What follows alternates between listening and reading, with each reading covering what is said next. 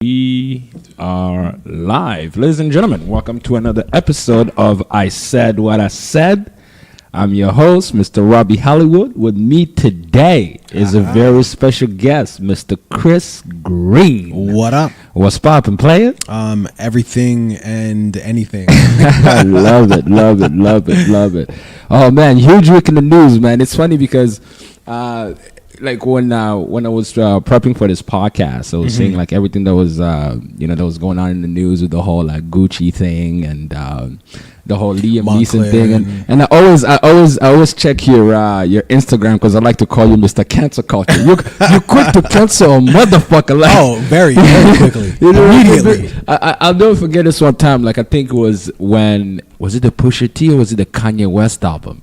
When he came out like last summer, and you put out a post. Yeah, but remember, it was the Pusha T album, it was the Kanye West album, it was the Kanye and Cudi. It was anything that was in that whole, like, I'd say post Kanye West TMZ rant. I completely cancel Kanye West. If Kanye West... if Kanye West ordered you food and you accepted the food, you were on my list. I wasn't fucking with canceled. You were done. If a bum took change from Kanye West, I can't mess with that bum. You can't mess with that bum no more. We ain't peoples. I'm sorry. You're not even donating to any charity that looks after that bum. Like it just the thing is, and I said this a couple of times, but I think it's important. I think that we are very forgiving as a people. You know what I mean? Like look at R. Kelly, for example. And I'll stay on the Kanye West, but I'm just saying, look at R. Kelly, for example. Everybody knew that R. Kelly was who he was, and we said, "Fuck it, let's buy his music anyways. Let's go to see his shows anyways." We knew it. Makes good music. He does, but I'm just saying and I'm using him as another example. Like Kanye West. We put him in position. Let's not forget that, right? Like we're the ones who bought his albums. We're the ones who bought his ridiculously overpriced shoes. You know, we're the ones who put him in position. So I feel that although, like when he went to the White House, for example, Kanye West and some people are quick to say that, oh, he wasn't there representing us. He wasn't there as an official spokesperson for black people. But nigga, yes, you were. But see, here's the thing, like especially when it comes to the whole Kanye West thing, right? Yeah. Like it's just, I feel like as a people, we are quick to throw. I don't know how to be able to voice this, because what is wrong with Kanye feeling the way that he feels about things? For example, like the whole. Like the fact that he is a quote unquote conservative, right? Yeah. I don't know. I don't even know if Kanye is really conservative like that, or he does it as a way to be able like to Republican. Yeah, like being a Republican, right? Like why is that wrong? Why is it that somehow his art goes? You know, okay, you know what? I'm not gonna listen to your album because of your political views. Why is it that we're unable to be able to separate the art from the political views or the art from the person? Like, is it? No, that's a fair question. Right. And it's hard to do that. But I think for anyone, but again, speaking to Kanye West, you gotta remember, like when Kanye West first came out off that first album, that College West album, when you say separate, you know, his political views from his music, he wasn't super political in his music, but he had some point of views as far as like, you know, like pro-black. Let's even use it as the most general way of trying to explain. He was very pro-black. So the fact that you would align yourself with, you know, a Trump who's clearly, you know, Trump does some good things, right? But just because, I can't remember who said it, but I'll use the same example. If you're racist and you open up a door for a black person, that doesn't mean you're not racist. You know what I mean? So you're Trump, just politely racist. Exactly. Trump has done some okay things for black people, but I'm sorry, that nigga's racist. And like, to go back to your original question about, you know, why can't we separate the two? Kanye West was very, very pro-black. So the simple fact that he's now trying to align himself with somebody that is clearly racist, I'm sorry, it's hard for me to do that. Yeah. I feel like you're a hypocrite. Everything that you made us fall in love with, and again, we put him in position. I'm talking about Kanye West. We bought into his pro-black shit. We bought into his Jesus walk. We bought into all that. Right. We believed him. So now come to find out you weren't really that person. I don't know though. I feel like hip hop tends to have this scrutiny where that somehow, like, let's say for example, movies don't have, like, where the shit that you rap about, like, hip hop has it has this thing where it has to be based within a certain modicum of reality. Yeah, so for sure. Meaning that, like, you know, if I'm rapping about, you know, like the whole thing about how people lost their minds when they found out that 21 Savage is actually from England. That was crazy. Like, people lost their fucking mind. They're like, oh my god, that was crazy. So did you live everything that you said that you? But why is it that hip hop does not get to have that that leeway where, for example, if like we all know Tom Cruise cannot climb a building with his own bare hands, but we watch the movie and we love it when exactly. But so, I get what you're saying. I don't mean to interrupt you, and I understand what you're saying, your question, but I think you're wrong. I think that hip hop does have that leeway. Case in point, Rick Ross. Rick Ross is the biggest drug dealer in the world. Right. But he also suffered a lot when he came out, when 50 Cent put him out that he was no he didn't. No, he didn't. His art was good, and like his music was good enough that he was able to sustain. Exactly, and people still listen when 50 Cent. When it was proven without a doubt that Rick Ross was a correctional officer, right? That should have been it. The man went to uni and everything. But that should have been it for Rick Ross. But why wasn't it? Because he was like, if your art is good enough, you can be able to sustain the reign. It's the same thing that happened with Chris Brown. Yeah, I know, but that's what I'm saying. You said that we don't have that leeway in hip hop. There it is. He's a perfect example. That should have been over, dude. You can't say you're the biggest fucking drug dealer. Can I swear? I'm swearing a lot. Yeah, you can swear. Yeah, okay, cool. Yeah. Okay, so you can't claim to be the biggest drug dealer, like pushing keys and, you know, what did he say? I know Noriega, the real Noriega. No, you can't claim. Yeah, you can't claim all that. Then be proven without, like, you know, be proven that you are a CO, and then still, even after that, come out and still be talking that drug shit. Like, in my eyes, and I'll go to what you were saying before as to why hip hop doesn't have that, which I believe it does. But anyways, once he was proven that he was a CO, okay, if you want to keep rapping, fine. Make girl songs, make party songs, be political. Why not, though? The man is painting a picture. It's street poetry. Okay, now to go back to why what you're saying about, you know, hip hop doesn't have that leeway, right, dude? Which has to do with the whole Kanye West thing, where it's kind of like, oh, if he is speaking to the powers that be, some way, somehow, the things that he said in his music no longer apply. But I don't see, to me, like, I'm just kind of look at it this way, right? Like, regardless of anything, Trump is not going anywhere, right? So is ostracizing not going anywhere? As in like, you know, as in at least for the next couple years, for the next 2 years, he can impeach. He's still in office, yeah, right? but he can get impeached. Yeah, but for now, right now, as it stands, he's still out there, right? So is it better? Are we better off ostracizing him and being like, okay, no, we're not, you know, talking to this person, we're not trying to solve any problems, or is it better to at least play along while he's telling to try to fix some things? Because, you know, say what you say what you may, but the efforts of Kanye and Kim Kardashian, even though they did not, you know, people are like, oh, there's still 1 million people in prison, but they still have affected certain lives, like people who got released. Yeah, but and I understand what you're saying, but like, okay, so is that a bad thing? Okay. Look, I get what you're saying. Great point. Trump just declared a national state of emergency. The man is insane. Okay, now hold on for a second. Yeah. Hold on for a second.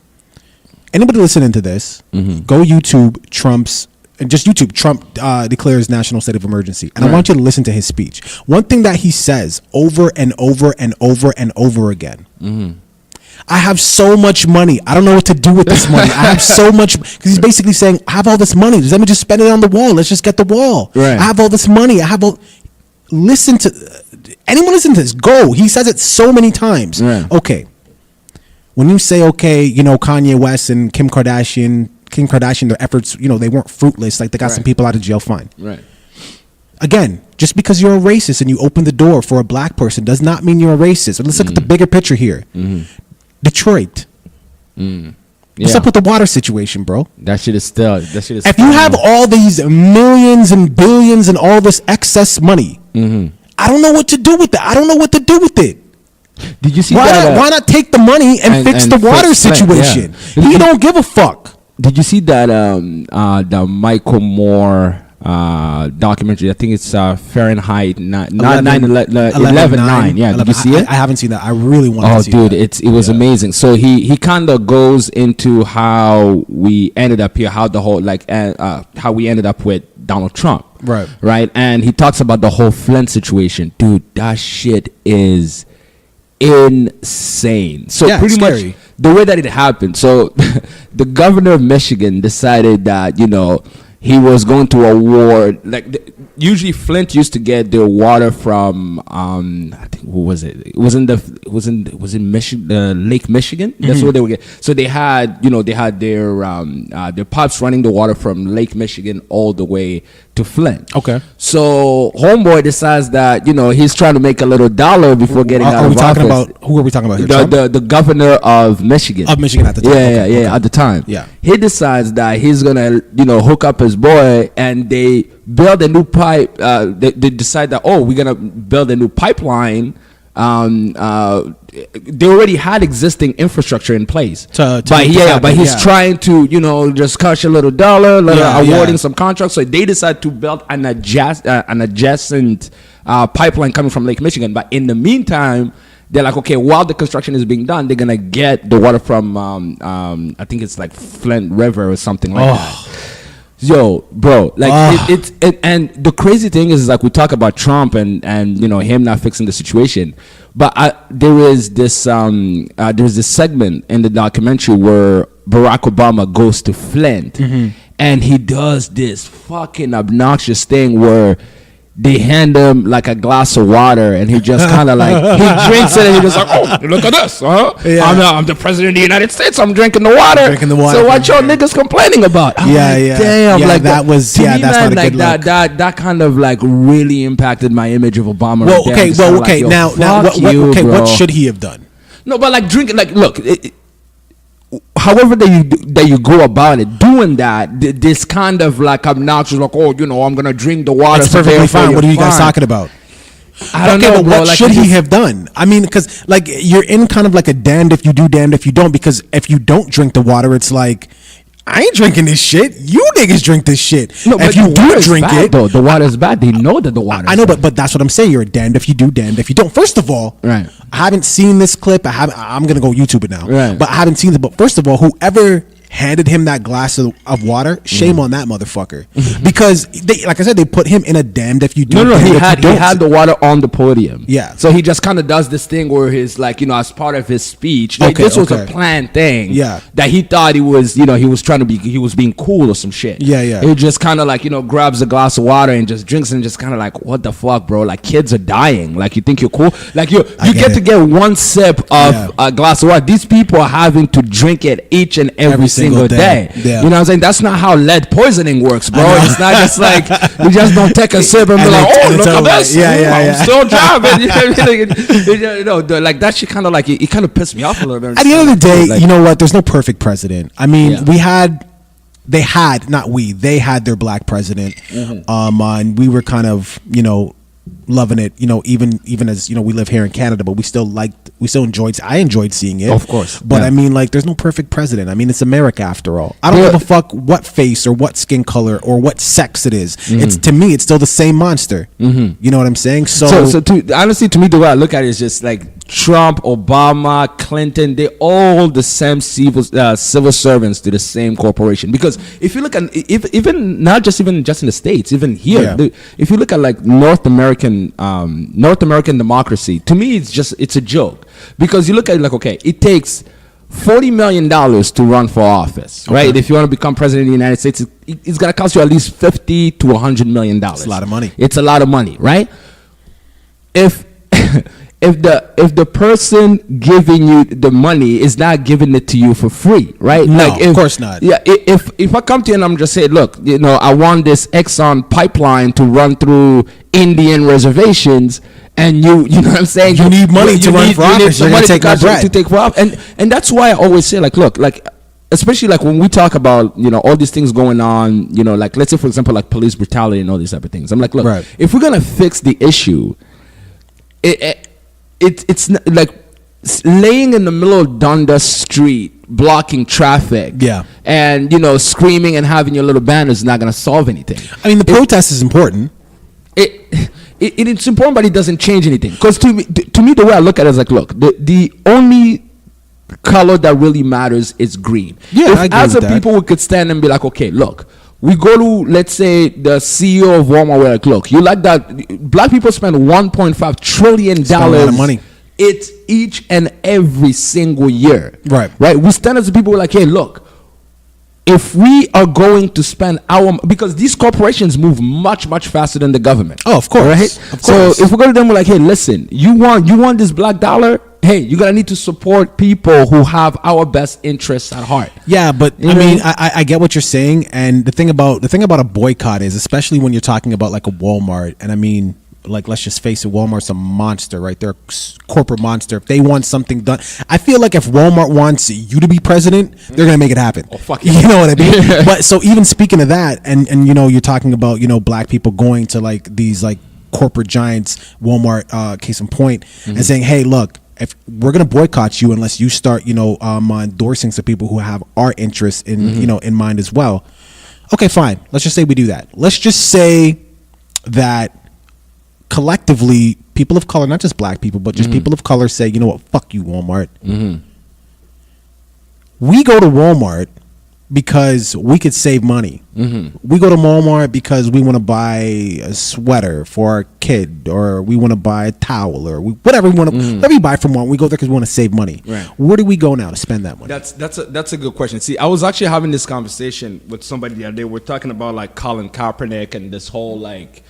The whole thing about like the Super Bowl, and I think you canceled the Super Bowl too, didn't you? Fuck yeah, fuck the Super Bowl, nigga. I do fuck remember the Super Bowl. Fuck Travis Scott. Fuck Big Boy. But see, sell out, motherfuckers. To me, the way I look at it, I'm like, look, and any revolution requires some sort of sacrifice, right? You cannot have your cake and eat it too. You know what they say? Give me freedom or give me death. Yeah. You know what I'm saying? So if we want things to change, it's going to come at a cost. When hey, you say, do you want to stop police brutality, or do you want to buy cheap towels? Okay, so when you say give me freedom or give me death, okay. Yeah. So again, we're talking in the context like of America, right? So let's just keep it, because we're talking about the states. Let's just keep it there. Right. So you don't think that like Americans, not all, I don't mean to paint the entire country with one brush, but you don't feel like Americans would be like, all right, then die, nigga. We don't want you here anyways. We just can't fucking ship you out. Here's what I mean. What I mean by it is, this shit is not going to come cheap. You know what I'm saying? You want to end, because see, here is what you're facing. Let's take the specific example of police brutality, right? You're looking at a system and you're asking it to check its enforcers. You know what I'm saying? Yeah. So if tomorrow morning the economy collapses and people decide to riot and rush Parliament Hill, the system is going to resort to its enforcers. Of course. So in order to get the system to check its enforcers, it's a give and take, right? Like what's in it for the system. But the whole crying, the whole protesting, yeah, that's fine and dandy, but that doesn't move things, right? It doesn't, but it is important. You got to people need to know what you're upset about. Like, you got to set the tone. I'm not, and I think we've talked about this before, but the issue is like after the protest, what happens? No. Here's the point that I was trying to get at. Like, so we're talking about like, let's say for example the Super Bowl, right? And we're like, okay, what if half of all black NFL players just were like, what, fuck this. If you're not gonna allow us to kneel, we're not playing, right? And the answer that you get usually is like, yo, this is the only way that these people feed their kids, and so on and so forth. Like, yo, bro, in order for change to happen, some kids gonna have to starve. You know what I'm saying? Like, it's just that is just what it's going to take. I agree. For shit to change. I agree. You know what I'm saying? Like So speaking about the NFL, what are you saying are you saying more black players should have been like, I'm just not going to play? Oh, absolutely. And just get fined. And that is the only way that, because see, if you look like the owners can it's all about who can hold on the longest. Because if all black players, like if the black players decide to sit out the game, And no NFL, bro. And no football. That shit is done. Exactly. It's over. You know what I'm saying? But and I agree with that. They didn't want to take the hit because I'm looking at this shit. I'm like, why are you still playing? Yeah. Why are you like? Don't play. Get fined. You know what I mean? And I agree with your point. Like, you're right. Some kids is gonna have to starve. The problem is if it's only 1 or 2 players that decide to take, then it ain't shit. Then shit ain't going. It ain't going. Exactly. They'd be like, all right, fine. We still could play this game. Yeah. We got subs. You know what I mean? We don't need you. And that's really like, and you know, I find like that's really what tends to hurt the most when it comes to, you know, our people is the idea of the fact that, you know, it's very hard for us to stand as one unit. We're not unified at all. If you look at the Jews, right? Like, you never hear about no unarmed Jewish kid being shot by the police. Yeah. You know what I'm saying? Yeah. And also, too, like, you got to look at it, too. The media tend to kind of blow, like, whenever you have... Because I always wonder, I'm like, ain't no unarmed white kids being shot by the police? Like, when is the last time you seen a little motherfucker named Brett being shot? Brett is never getting shot by the police. I don't know about that, though. You know, I was reading some statistic that there's actually more white people that get killed by cops on a yearly basis. Well, per capita, yes, fine, we do, but we do get killed more. But like, if you look at on a general consensus level, there's actually more white people that get shot by the police, almost 3 times over, unarmed. Yeah, just like police altercations or whatever. Yeah, like they get popped. Yeah, they just get. Yeah. So then, how come this isn't in the news? Do you know why though? Because, you know, especially liberal media, like racist endeavors tend to glue people onto the TV. If you see some little motherfucker named Brad get shot by the police, like, you know, they're going to white folks. You know what I'm saying? Like, it doesn't build ratings. Don't you think that like if they were to air, first of all, I feel like when they show us dying at the hands of a police officer, like I don't think they should show that on TV. Like, it just makes us desensitized. And why is that?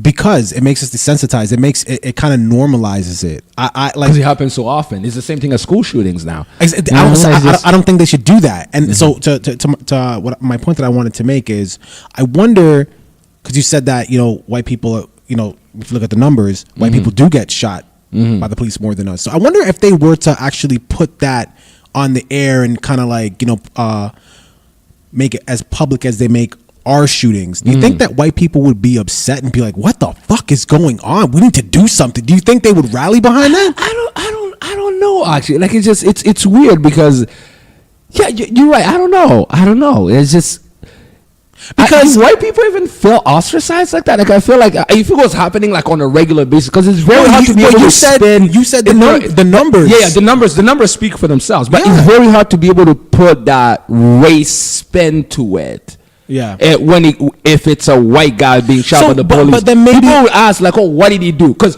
if you see a black person being shot like by a cop and you see it on TV, immediately our first reflex is like, "Oh, the motherfucker's racist." I know, my first thing is, was that cop black or white? So yes, it does lead back to race. I want to know, but maybe, and I'm not saying in all cases, but maybe it's not a race problem. Maybe it's a cop problem. That's exactly what I've always said. So that's why, like, I feel like if the media, you know, left or right, they kind of show, you know, if the numbers you're presenting to me are accurate, you know, cops are killing more white people than black people, whether they're unarmed or not. I feel like if they put that out there a little bit more, maybe more white people will be like, yo, what is really going on with these cops? I think these niggers might be onto something. They might be onto something, goddammit. Gosh darn it, these niggers have been saying something. We should have been listening. You know what it is like, that just doesn't bring ratings. Yeah. That's the thing, because like you made a really good point where you said, because to me, I don't really think that, you know, there is cops waking up in the morning being like, oh, you know, this is a good day for a good Alabama coon hunt. You know I don't think so either. You know what I mean? Because the way I look at it is like, look, to me, any job, look at it. Being a police officer is the only job in the world where you have people's lives in your own hands, but some way, somehow, the training is extremely basic. Like, if you're gonna be a surgeon, you go to school for like 9 years. A very long time. You know what I'm saying? It's a long time. These motherfuckers are graduating from Everest, running an obstacle course, and being given the fate of the fucking republic. That's a very good point. And hold up, don't knock Everest, nigga. I went to Everest, but also, no. But also, and yeah, of course, knock Everest. Of course, it's a fucking scam. But anyways, but also, I want to retract something I said. I do believe that for the most part, police officers don't wake up in the morning and be like, I'm going to kill some people of color today. I do believe that. But at the same time, I would have to be naive to think that some cops don't. Look, Liam Neeson. You brought him up. I was actually going to talk about. I'm just saying, like you said. I mean, not you said, but I mean, like he said that his friend got raped by a black person, so he just said, "Fuck it, I want to kill a black person." Right. So if I'm a cop, right, and I see crazy shit day in, day out, who knows? Maybe I went to a crime scene and this family got splattered by this by this gang, and that gang happened to be black. If Liam Neeson's friend could have get raped, and Liam Neeson's like, fuck this, I'm killing a nigga, right? Who couldn't say that crime scene wouldn't trigger, and they could wake up to film the same way? Think about it. No, but like, you know what's so funny? Like, I was actually gonna I was gonna address the whole like Liam Neeson thing with you. That's like, Liam Neeson. How did you feel about it? Like, when honestly, my first reaction was, I didn't see you canceling Liam Neeson. Yeah, I didn't. My first reaction was fuck this guy. Right. I'm done with him. But then I started seeing more people talk about it and kind of like looking at it from, because I'm a gut reaction person, and I kind of need to check that. Like, I'll admit that about myself. I need to like make sure I get all the facts before I speak on something, because I'll change my mind on shit. I'll say something today and then I might change. You know what I mean? So I'm trying to fix that. But anyways, so I didn't want to speak on that right away. But then I started listening to other people, and the long and short of it is he felt kind of like anybody else may have felt. You know what I mean? You know what I mean? Like, at the end of the day, if me and you are boys, right, and we're hanging out at, like, we'll just say any random intersection, you know what I mean? But it's a neighborhood. People know this neighborhood, and we go there, we do what we do, and you get jumped, and they put you in the hospital. I don't know any of these people that jumped you. Only thing I know about them is they're in this neighborhood. I might just be like, well, fuck this whole neighborhood then. I'm coming through and fucking somebody up. Right. You know what I mean? So I feel like he just felt that way. And also, I just thought it was really honest. It was really, and that's exactly the point that I was getting, because I was just like you. I watched a lot of people talk about it, and there is like, what was that part? Where's that show with Joe Budden? State of the Culture. Yeah. Right? There is, I forget the homegirl's name who's on there. It's Remy Ma. Not Remy Ma. The other homegirl, like the other black chick. I forget her name. Okay, it's okay. Yeah. But she's going on about like, oh, this guy is racist and his this. But like, I don't really think Liam Neeson, like, think about it, right? We have the phrase "fuck the police," right? Is a general, like, it's a thing that we have. It's part of the culture, right? Yeah, for sure. So this, if we see a cop doing some crazy shit, we feel some type, we tend to generalize it in that same aspect, right? So people are like, oh my god, Liam Neeson is like, he hates black people, he's this, it was a visceral thing. Yes, it is a visceral thing, of course. You see, if your friend gets raped, right, she comes, she tells you like, oh, it's a black dude that did it. We do the same exact thing. We do this. Honor culture, like honor culture is part of the human spectrum for as far along as we can go back. Right. You know what I mean? Right. So it's weird how, but I feel like we have this tendency of wanting to be over outraged without even thinking things through.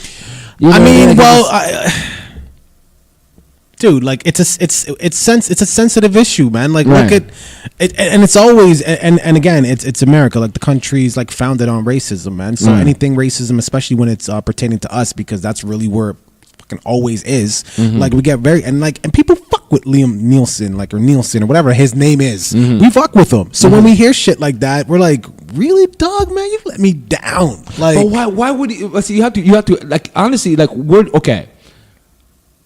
Is there at any point is there a possibility for redemption at any point in time? For him? You heard about just in general. You heard about that?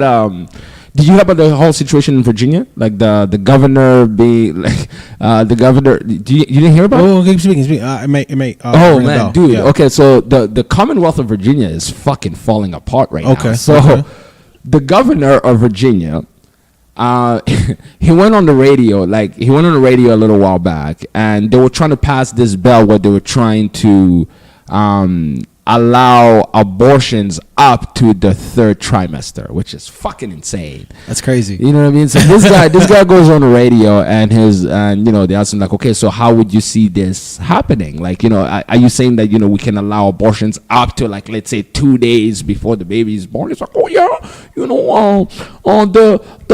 the mother, and you do have the baby needs to be resuscitated, the baby will be resuscitated, and if at that point, then the doctor and the mother will have a conversation, and this I don't know where to go from there. So these conservative hacks started digging into his life. Turns out that when this motherfucker was in medical school, there was a picture that surfaced where he is in blackface. Oh, I did hear about this. Yes. Standing beside a dude in a full-on KKK garb. Yeah. But listen to how dumb this motherfucker is. This dude goes on TV and apologizes profusely, right? Then when people start asking for him to resign, he turns around and he's like, oh, after looking at the picture thoroughly, I don't think that was me. Yeah. And I'm just kind of like, are you being set up, or are you that stupid? Nah, he's Tell dumb. me how homeboy He's dumb. goes and gives a press conference, and he's like, I don't think it was me in the picture, but I once dressed in blackface for a dancing contest where I was impersonating Michael Jackson. Listen to this. Oh my God. One of the reporters is like, can you do the moonwalk? Tell me how this motherfucker almost breaks into a moonwalk. If it wasn't for his wife standing there being like, don't do that shit. Are you stupid? Don't. This guy looked to the side. He's like, "Why? You want me to go?" I'm like, yo. So check this out. So it's not even over. Like, the whole thing is wrong about. So the guy, the lieutenant governor, is this black guy named Justin Fairfax. Yeah. He's supposed to be, obviously, if the governor, ends up resigning, he becomes a new governor. Next in line. So this dude, out of nowhere, out of the woodworks, two women come out. They're like, oh, he sexually assaulted me. Was it in 2004 at the Democratic Convention? We were making out. And out of nowhere, he just forces me to suck his dick. First of all, I'm just kind of like, how do you force somebody to suck a dick? Bitch, bite down. Bite down. Like you could prevent that from happening. So the third guy in line. So now they're asking for both the governor and the lieutenant governor to resign. Yeah. The third guy in line sees this shit, is like, oh, fuck. By the way, I also once dressed in blackface. Oh my God. For Halloween, as I was dressed as Curtis Blow. I'm just kind of like, God damn, Virginia, like, that shit is nuts. But then I look at him, just kind of like, okay. First of all, I didn't even know medical schools had fucking yearbooks. That was the number one surprise for me. Second, I'm just kind of like, okay, is there, like, do you feel like there was ever a possibility of redemption, especially when it comes to, like, things like that are associated with race? There has to be, man. There has to be. There absolutely does. If there isn't, then we're fucked. Like, think about it, man. Think about, and it would be hard to think about it because I don't want to think about it. But think about all, like, the fucked up things that happen race wise. Right. You know what I mean? As far as even, like, with the Holocaust, like, what if there was? I mean, clearly, like, I'm not saying they got over it, but they kind of they had to move on, and Jewish people are fucking thriving. Right. Like, you have to be able to move on. So, and in order to answer your question, like, to answer your question in a roundabout way, I think that we black people have such a hard time like kind of allowing white people, and again, a blanket statement when I say white people to kind of give them room for redemption, because they just keep doing shit to reminding us how fucked up they actually are. You know what I mean? So, but I think that's important. Like, I really do. And like, even like Germany, there's no fucking statues of like Hitler and shit like that. You don't see that just walking around in the street. No. But America, like, all these racists, especially in the South, they're just out and about, and it's a constant reminder. You know what I mean? So it's a little bit harder for us. Again, I'm not American, but I would believe it's a little bit harder for us to forgive them and allow them to kind of grow, you know, and be like, look, hey, like, that was them, this is me. What can I do, and what can we do together to kind of move on? And like I said, they continue to do shit to make it hard for us to even want to have that conversation with them. But I think it's important, absolutely. I think like liberal identity politics is I feel like that's what's really making things extremely difficult. I feel like we're living in a time where it's almost borderline impossible. Like the idea of civil discourse, right? Two people disagreeing and being able to sit down and talk things out. Yeah, no, it has completely went that's haywire. Yeah, like it's and you know and I feel like this is mainly caused by, you know, this super PC, super liberal culture that we're in. But then is that actually liberalism? Like, the far left has, I always consider myself to be, you know, a liberal person. I'm a lefty. Right? Yeah, but it's turning into something so it's disgusting. Weird now. I mean, like, it's weird because, and I think you might be going in this direction. If you're not, feel free to jump back in. But, you know, I'm from the era where you could say things like retarded. Right. You know what I mean? Right. And it wasn't, and that's just a basic example, you know, but now it's like, you really, really have to watch what you say. It's like, and to me, it's too much. Like, I get it. Everybody, you know, they have a right to kind of be what they want to be, and, you know, without feeling intimidated or harassed. And I understand that, but it's like, I feel like this is the fucking cotton pussy era, man. Yeah, I know, right? It's like, just, and this may, I don't want to say, because I know this is a real thing, but I mean, how does being bullied over the internet, how is that a thing?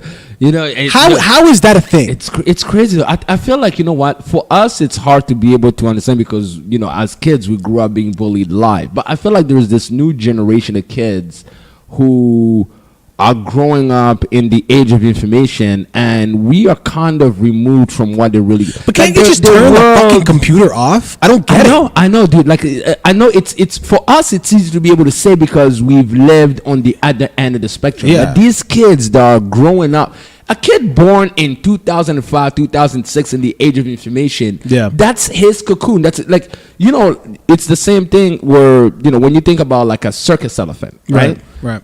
You see it tied to this little fucking, you know, pen that, you know, it can just completely maul and just, you know what I mean, just break free. Right. But it mentally, because it's been trained since it was, you know, a cub, that, you know, once you tie it onto this thing, there is no movement. You don't move. So these kids are they're growing up into this era where somehow, you know, for us, we don't understand it. We're just kind of like, turn off the fucking computer. Exactly. You know what I'm saying? But that's their world. They live in this. And again, I say that with all due respect, because I know, like, you know, there's been kids and like people who they take their own lives over that, right? So I know that's a real thing.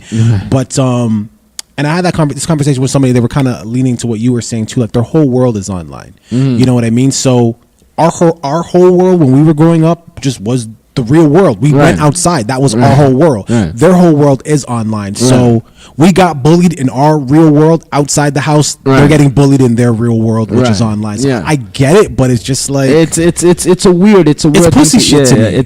It's you know, going back to the whole, you know, like super PC culture that we're living in now. Do you know who Jordan Peterson is? No. So Jordan Peterson was a professor at U of T, right?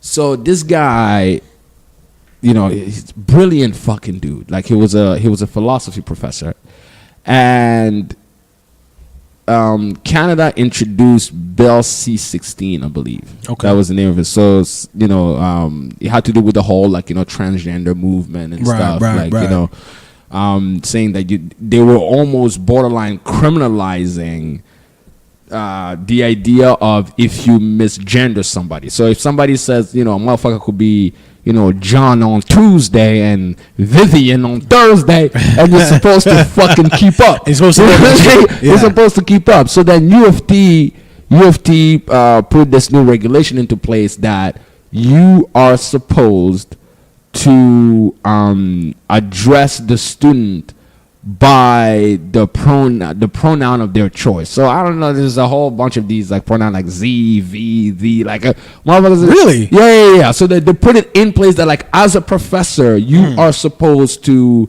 you know, you cannot misgender, quote unquote, one of your students.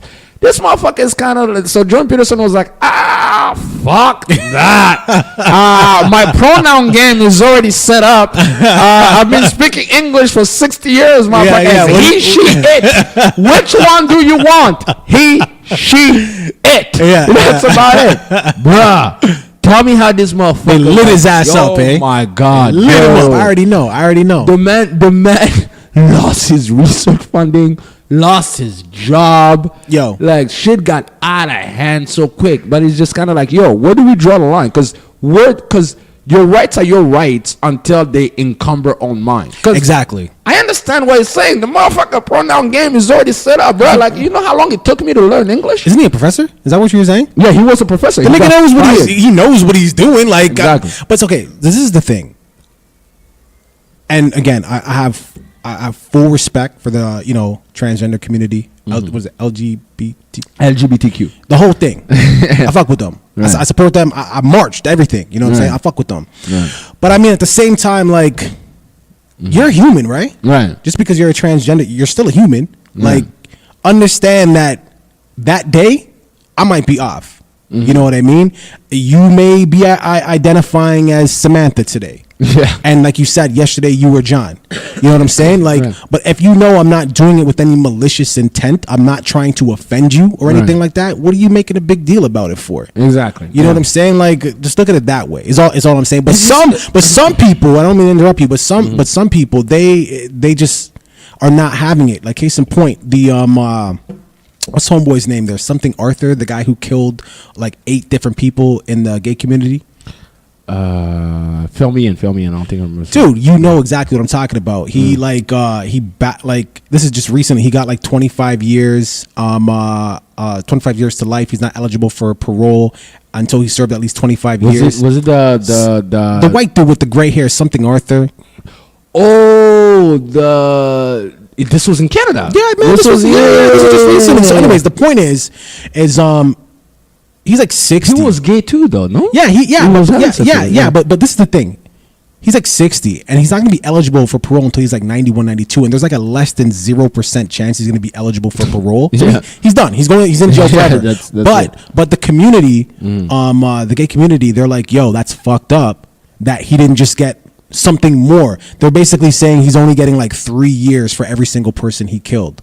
You know, but it's like, what do you want what do you want the judge? That's what I'm saying. Like the judge literally gave him the most he can give him, according to the law. So, and he said like, there's no way this guy's ever getting out of prison, like ever. He's done. Right. But like the gay community, they were still super offended and upset that this guy only got 25 years to life, and the fact that he's still eligible for parole after 25 years, even though like they said he's less than 0% chance he's gonna get it, but they're still mad. So I'm only saying that to kind of just no, but like you just can't make some people happy, man. It's just like I feel like we're in this period of time where being outraged is cool. Like we are trying to outrage each other. Oh, for sure. You know what I'm saying? Like, no, I am more outraged than you. Like it's you know what I mean? Like it's and at the end of the day, the way I look at it, look at the whole like MeToo movement, right? Like case in point, I am the older brother to 3 women. Okay. Right.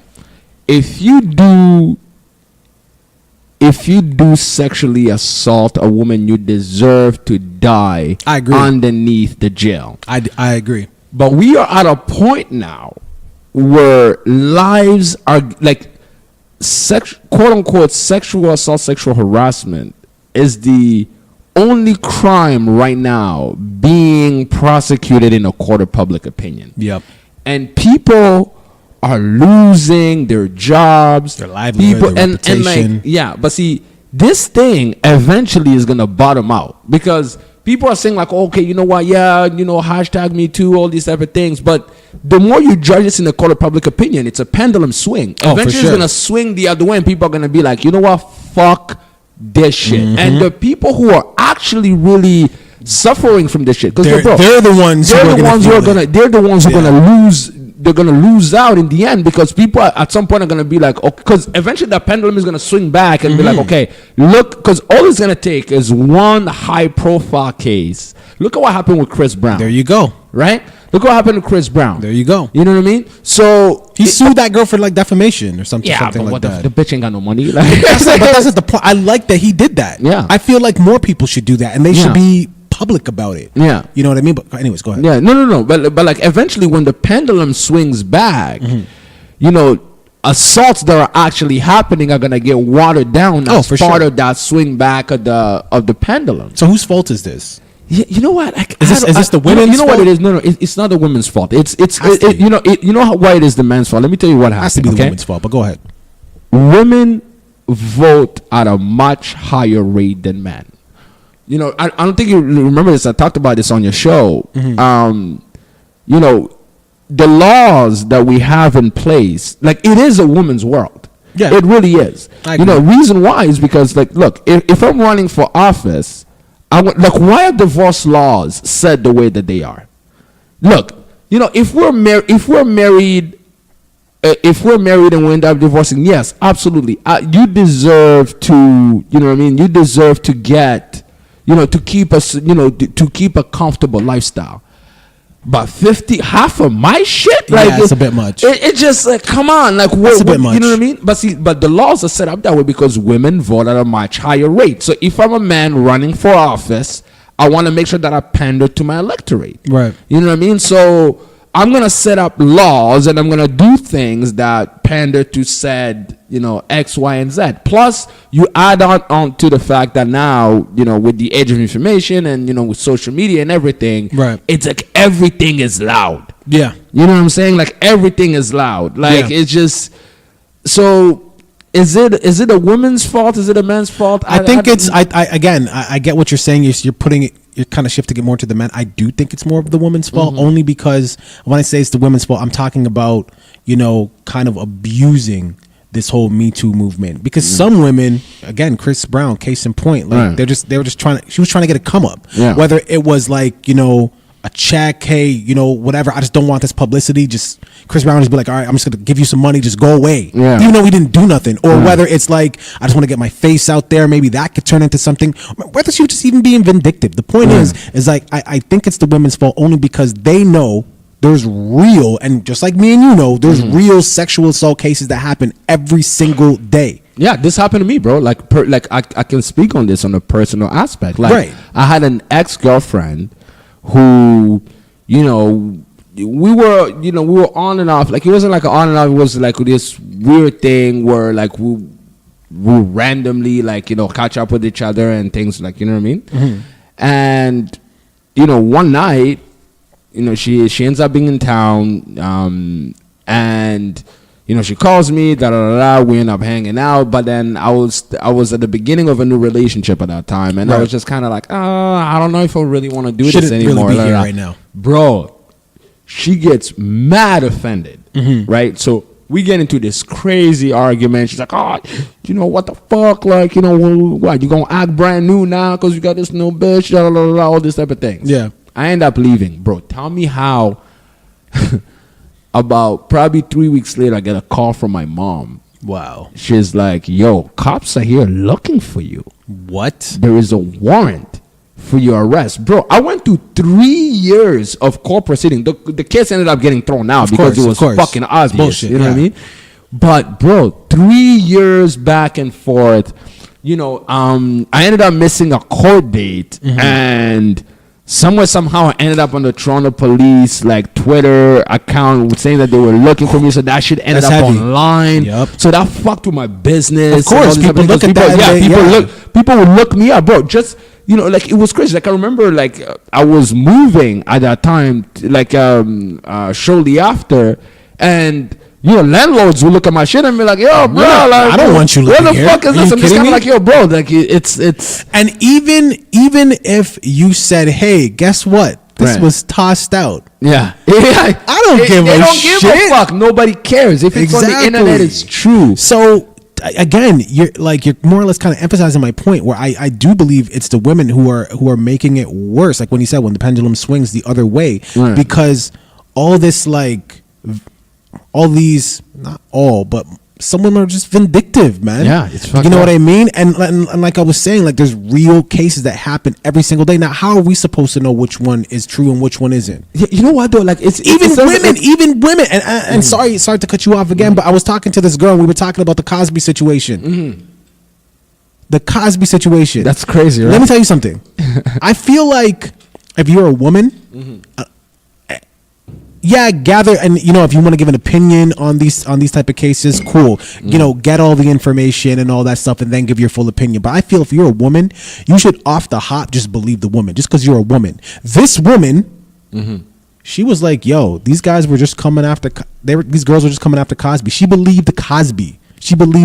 And the reason why she believed Cosby was for her, the pendulum swung the other way a long time ago. She's like, "There's way too much false allegations out here." So again, I think it's the women that are messing it up for themselves. I mean, obviously, Cosby's a piece of shit, and he did that shit. And I say it's I'm saying that to say, of course, it's as men, we're the ones who, not all, but as men, we do these things, and they we do, unfortunately, take advantage of women sexually. So that's hence why there's real cases. So I'm not putting all the blame on the women, but I'm just saying they're the ones who are making it a lot harder to believe victims when they come out because of all this fake shit. Yeah, so it's rape has been weaponized now. Yes, and it's just it's fucking weird, man. It is an insane time to and look what happened to you.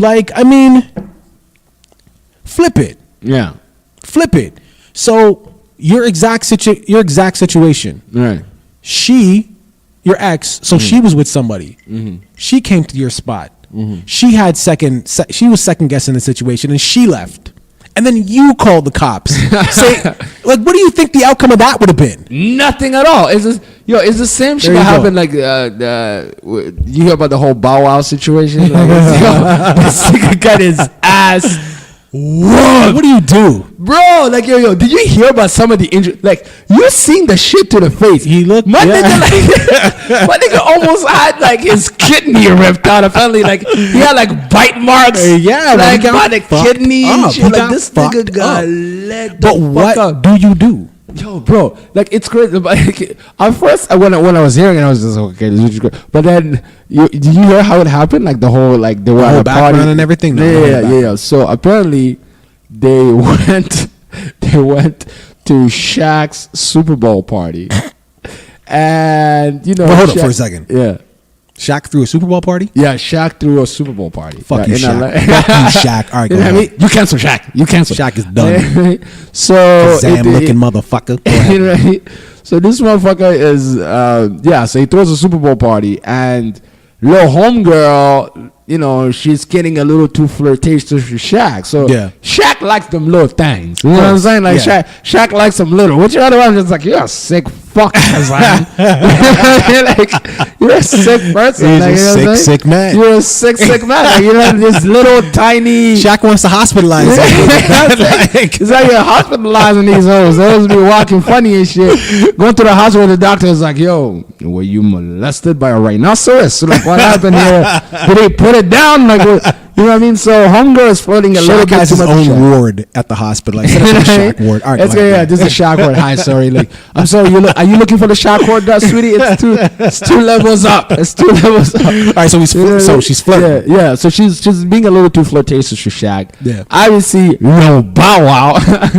is getting a little upset. Like, you know, it's a short nigga problem. It's a short nigga problem. What are you gonna do if Shaq tries to take your girl? What do you do? So you're gonna try to swing a Shaq. Yo, bro. But like, so they go back to the crib. Did you see the video in the elevator? No. Bro, like Bow Wow is just like flipping out, doing all this thing. Homegirl is standing there like, yo, wait until we are away from these cameras. I'm gonna fuck you up, bro. You know, homeboy got fucked up because Bow Wow got released and they kept the girl and she called the cops. You know, homeboy got fucked right up. Like, yo, that's hilarious. This was not like, yo, bro. Like, if they keep the girl, yeah, you wrong. Okay, and I'm laughing. Now I'm laughing. Let's flip it again. Mm-hmm. Is it still funny? No, Bill Burr has this bit where he's like, there's this girl in Japan who cut off her husband's dick.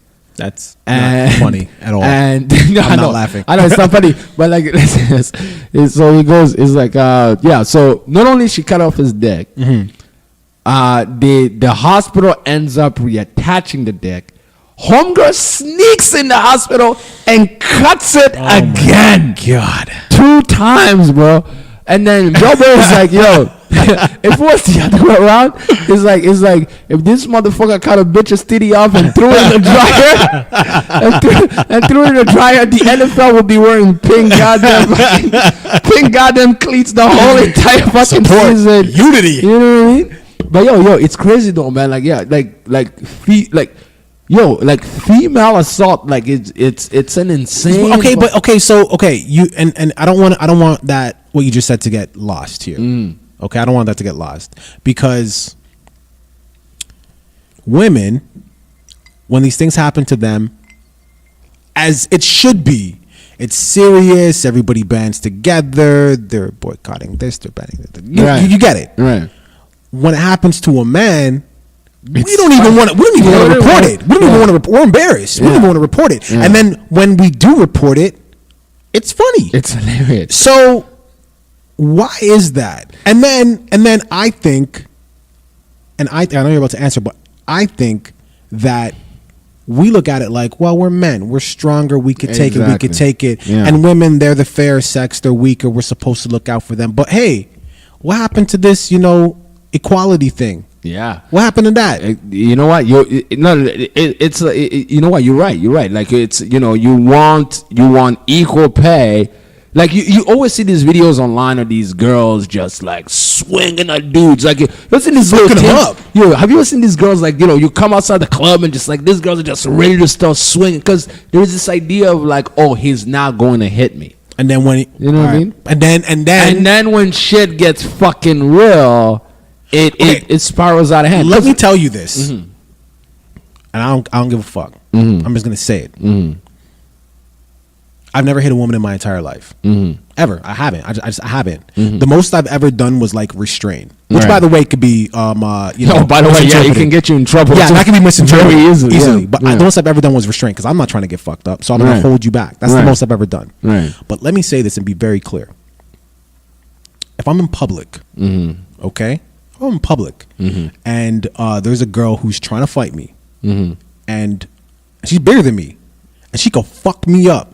Oh, and by the way, there's some girls who fight, pull hair, slap, and then there's some girls who knows how to fucking fight. Yeah. And if this girl is bigger than me, and she's squaring up like she could scrap, right? And I'm in public. Yeah, you're going at it. What the fuck do you think I'm gonna do? I'm fighting. No, now to be clear, I'm not throwing the first punch, right? Which could be a mistake. She could knock me right out, right? There's a general rule that, like, 3 times and then after the 3rd hit, it's self-defense or something. Am I making this up, or is it? I feel like that might be. That is the general consensus. I feel like that might be. How many times can you get punched in the face by a woman before you swing back? I think 3 is the actual magic number. I think that should just be the number. And you know what's crazy is, like, you'll see these videos, and then you look at the comments, and then you'll have some women in there clapping their hands because the guy's not fighting back, right? So oh, he's a real man. He doesn't hit women, and that's great. But then on the flip side, you'll see some other women that guy's a pussy. I can't believe you let you just so like, what do you do? You can never. No, but like it's yo, bro. Listen, I'm in a relationship with a Caribbean woman. I can tell you one thing: women can swing for sure. swing fucking hard. Like, yeah, of course. Like the fair sex. Oh, bro, come on. I'll never forget this. Like, man, my homie of mine.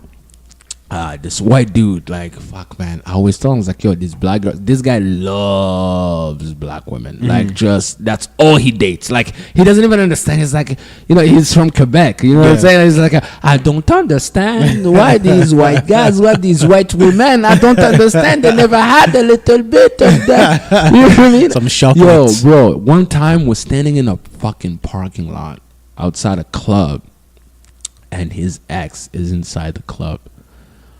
Homegirl comes out, and we're standing in like a circle, whatever, and she takes out her heel. Oh boy! And just smashes homeboy in the head. Come on, with the heel. And with the heel. There it is. With the heel. There it is. And you know, she ends up getting arrested. But here's the crazy thing: it's just like cops, when they came, they spent more time questioning my boy, of course, about what led to the incident. Of course.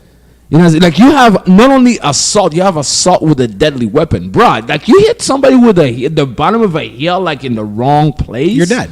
You're dead. Yeah. You know what I'm saying? But like, and that's not, we're not even exaggerating. You're dead. Yeah, like it's a wrap. Yeah. You know what I'm saying? But like they spent, like, this guy is bleeding out, and the cops, before they arrested homegirl, they spent 45 minutes questioning my boy about what led to the incident, trying to see if they can flip it in a way that they'd be like, oh, you assaulted her, you instigated it, or you assaulted her first, and she defended herself. Right. Bruh, come on. That's why if Bow Wow's girl got held, homeboy got some serious injuries. You know.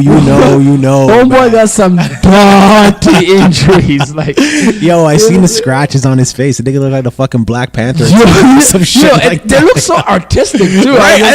They were like, yo, is that a new tattoo? Like, what is that? Like, that shit, yo, bro, you almost lost an eye, bro. Like, that is fucked right up. Like, that's crazy though, man. Like, when I saw the video in the elevator, I was like, yeah, this bitch is gonna kill you. But then they're on the show. My girl is like super hype about like fucking reality TV. It's called Growing Up Hip Hop. Yeah. Even when you watch homegirl talk, like, you know what I'm saying, like, she's a silent killer. She's like, you know what? I don't think I'm gonna tolerate it anymore. Anymore of this shit. But that's okay. I'll see him when he gets home. I'm just kind of like, damn, bitch. I don't. Can you raise your voice a little bit? You scared me right now. Bottling this shit. I seen I read this fucked up lie. I think it's in Japan, where if a woman and you guys could fact check me on this, but I know this is accurate, but it might not be like 100%. I'm saying 100% right, but this is accurate. If a woman murders her husband, I think infidelity has to be involved, or some sort of abuse, right? But if a woman murders her husband with her bare hands, it's illegal. Really? Yeah. Yo, it's legal. That's really? Yeah, it's legal. With her bare hands. So like, it has to be her bare hands. No weapon. No weapon. If she uses a weapon, then what? Like, then it's fucking murder. That is just the dumbest. But again, it's this whole thing that we look at women as the weaker sex. Yeah, you just kind of like, yo, you know what? I could see that where like motherfuckers would be like, oh shit, she strangled him to death. Good for you, bitch. It's a good for you. Show me how you did that. Yo, but you know what though? That reminds me of, apparently, I don't know if it's still in the criminal code anymore, but back in the days, you know what they call a rule of thumb? I heard that. Okay, so a rule of thumb is apparently you could whoop your wife or your woman with nothing that is not thicker than your thumb. Bro, I'm just kind of like, what? Yo, I'm laughing, but it is kind It's kind of funny. It's funny though. It's kind of funny. It has a little some to it. I mean, it shows you like, you know, like where we came from. It also shows you like why. It also shows you like why the MeToo movement even exists. You know what I mean? Like look at what we came from. Where we came from. But you know what? Though you can say the same thing about civil rights, right? Like you know, like we're quick to be like, oh, you know, shit is not changing, da da da. But like progress is slow, and I feel like in the age of social media, because everything is so accessible so quickly. Yeah. We no longer allow time for progress. We want everything instantaneously. Right, we of want course. the same way that we want, you know, our information instantaneously. Is the same way that we want our rights instantaneously. Yeah, but I feel like we're owed that. What do you mean? Elaborate on that. So, you bring up a very good point. Like, you know, it takes time, motherfucker. Like it's not snap of the finger. I get that, but I also feel like we are owed that. I feel like certain things shouldn't be happening anymore. I get it. It takes a long time for like to get what we want. What we and I'm not gonna say what we want because that could be different for every single person of color, right? So I'm not gonna say that. But to get what we want, it will take time. But certain things I feel like just shouldn't be happening anymore, and it should be instant. And one of those things is, of course, being, you know, just being racially profiled. Why the fuck should that still be happening? Define big. Like, see, okay. See, here is the thing. Just because I'm black, you shouldn't feel that your life is in danger. But okay, let's try to unpack that for a second, right? And try to figure out what that comes. Because see, I'm a firm believer that all that you are in life is a combination of nature and nurture, right? I was having this conversation on another podcast not that long ago. We're talking about Daniel Sterling. The guy who owned the Clippers, right? Yeah.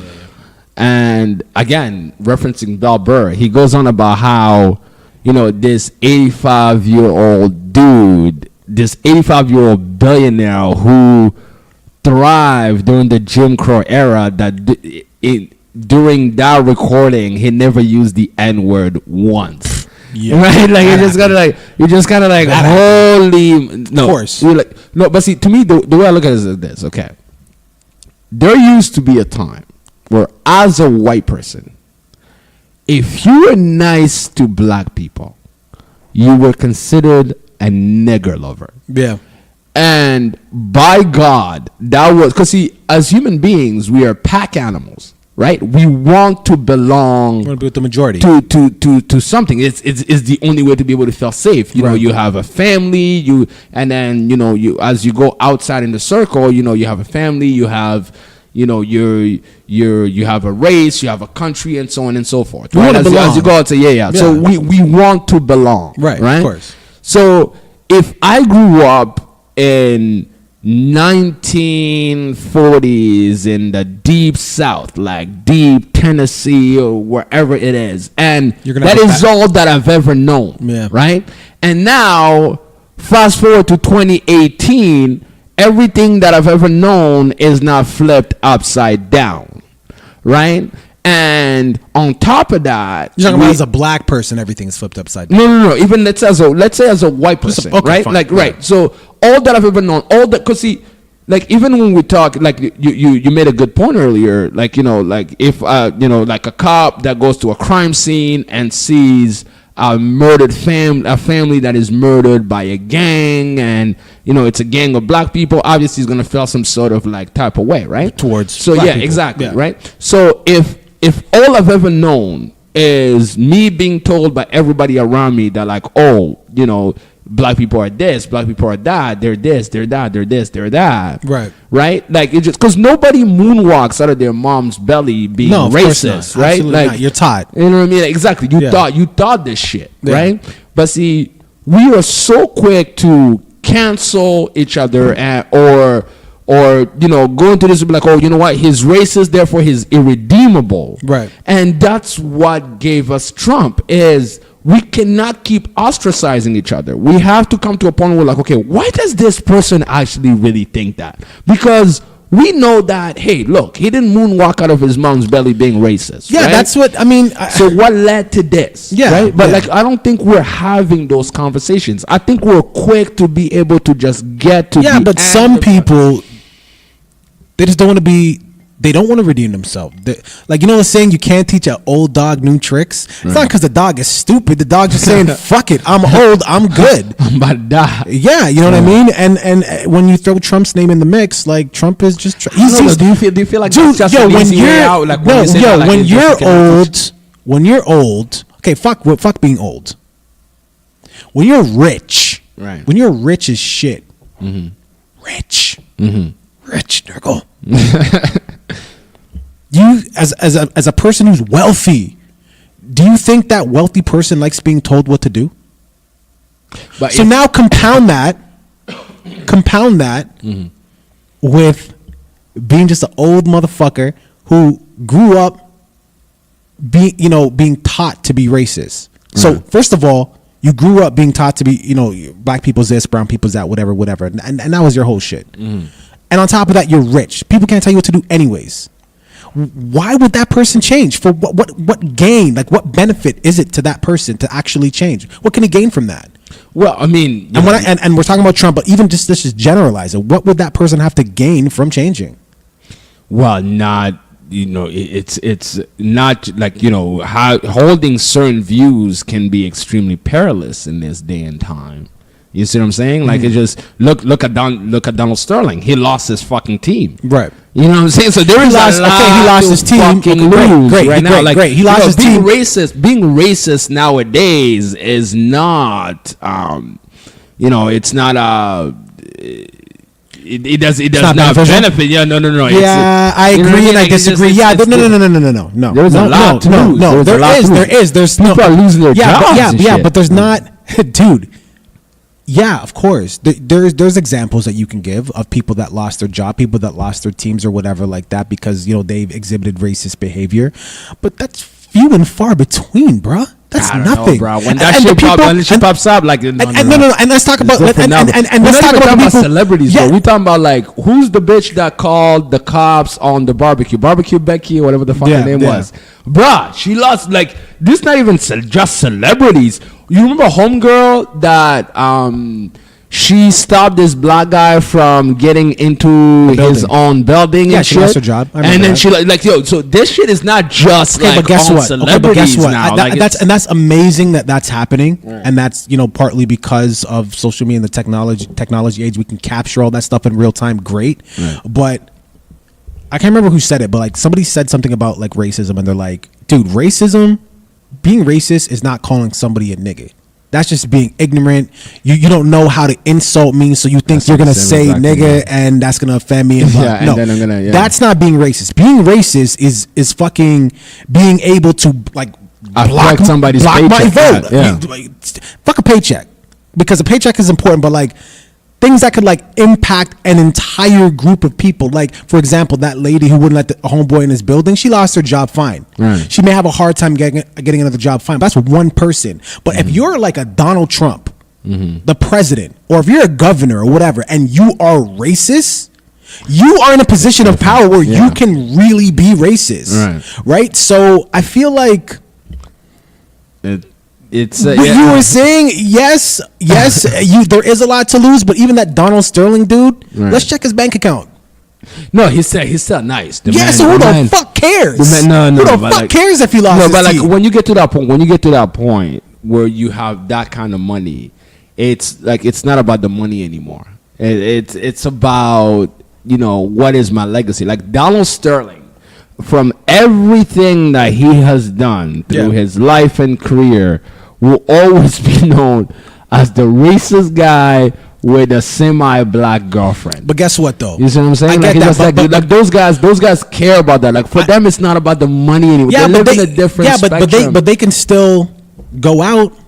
They still go out. They can still hit the beach. They can still. I'm sure he still probably gets pussy from women that are more attractive than the girl who put him on blast. So how is it really affecting him?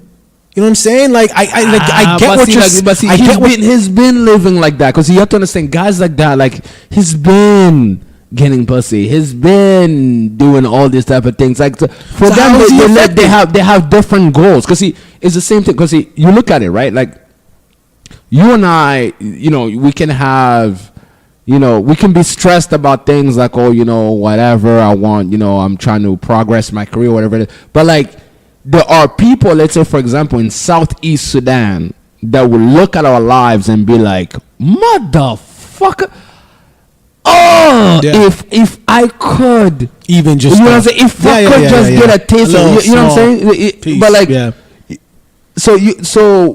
but it's because once they walk in our shoes, then it's a whole different ballgame. Yeah, you see what I'm saying? To see it from a different point of view. So for them, like even the same exact stress that you and I feel on a daily basis, he feels it too, but for different type reasons. of shit. Yeah, of course. You see what I'm saying? So like, him, like this shit obviously affected him, bro. Like everywhere that he go, he's Donald Sterling. Like there's a number of things that people think about. Like when they bring up his name, they know they automatically associate that. Social circles. It's the same thing that I say about like, listen, Donald Trump and like. The one problem the real true problem that we have is Donald Trump is not getting any pussy. Yeah. The leader of the free world is not getting laid. Ivanka locked that shit up. No, not Ivanka. Ivanka's his daughter. Like fucking. Well, you know what? There's a little conspiracy theory there as well. So I'm just. Oh, you know what? We're not gonna go. We're not gonna go the incest way. You think I said that by mistake, nigga? I don't know. You're like Ivanka. You think I said that shit by mistake? No, I know terrible. You're a terrible person. You're terrible. I was a father. I can't believe you just said something like that. But like like the leader of the free world has blue balls, my nigga. Like this, we have a serious problem because Melania is not fucking him. Can you imagine this poor woman, bro? Like every time in all her social circles, like everybody knows that your husband is fucking porn stars. Yeah, it's pretty bad, bro. Like it's pretty bad. Like I don't know if you ever got caught like cheating and shit, but like I've never. I don't. Yeah. Yeah, no, good for you, my brother. Yeah. But like, bro, like when your woman is hurt, bro, like it's just, it's not even just about you fucking. It's just like, just now the whole entire world knows your man ain't shit. That's the worst part of it. They're sleeping in different beds, and this nigga cannot get out there and get some strange pussy because any bitch that he fucks, it's over for you. Oh my god, it's a wrap. She's trying to get a come up. She's just like, for sure. You know what I'm saying? This is not $130,000 anymore. This is like at least easy. This is easily $5 million. It's a $5 million situation. The pussy is expensive for Donald Trump. The leader of the free world got blue balls. Yeah. My nigga. Yeah. We have a serious problem. We have a serious fucking problem. I'm telling you, war with North Korea is coming up. No wonder this motherfucker is declaring a national goddamn emergency.